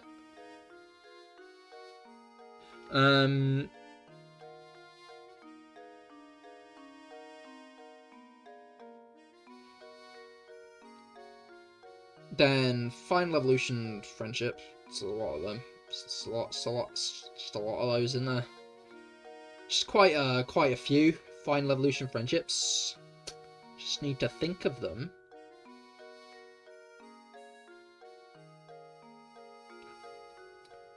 Okay, so Pokemon like Lucario count, but I feel like Lucario are going to be pretty high.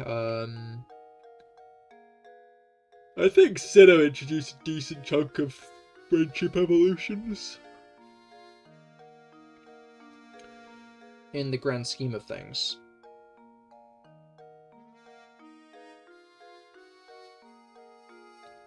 So this is Professor Layton. Well, I knew that it's puzzle related exactly. Yeah, no, this is Professor Layton actually. Yeah.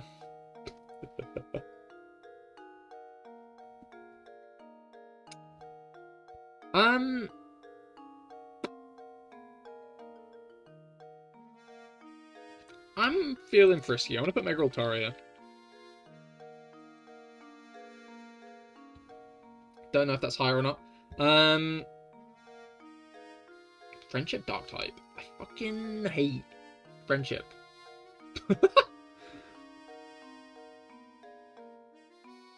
What friendship evolutions in, you know, rather?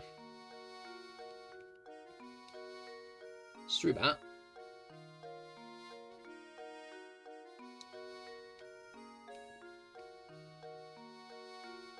The Pokemon move frustration real.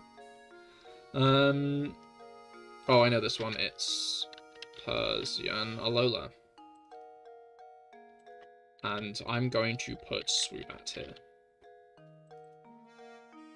3.8, that's honestly pretty low. We got 131, which is the most unique, and the most unique is 107. Chimecho was the one I forgot. Okay, Persian Alola was the lowest in both of these, but Persian Alola was a chunk lower. Frostmoth is a friendship evolution. Umbreon got higher. I forgot about Umbreon entirely. Oh, Raticate was the lowest, and Obstagoon was the highest. Okay. Azura was the lowest normal type. Skitty was kind of low, but a decent chunk above. Grafaiai was pretty low, but Braviary was lower. Tyrantrum was the lowest, but I chose good with Flapple because it was actually lower than a Hydrapple, which was third. Huh. Executor was a pretty good bet. Roaring Moon was the lowest here. Okay, that's good. Oh, Guzzlord. I forgot about well, I guess I didn't really consider any other Pokemon. I just thought Roaring Moon is probably the lowest. Latios was the lowest Hoenn Mega Evolution. Sceptile was in fact lower than Altaria. Oh! I forgot about both Mega Rayquaza and Mega Latias and Latios, which is kind of funny. And it's even funnier that the regular versions of them are the lowest. Alright. Did pretty solidly there. So, I dare say... I'm just gonna save one last time on the Professor Layton. Yeah,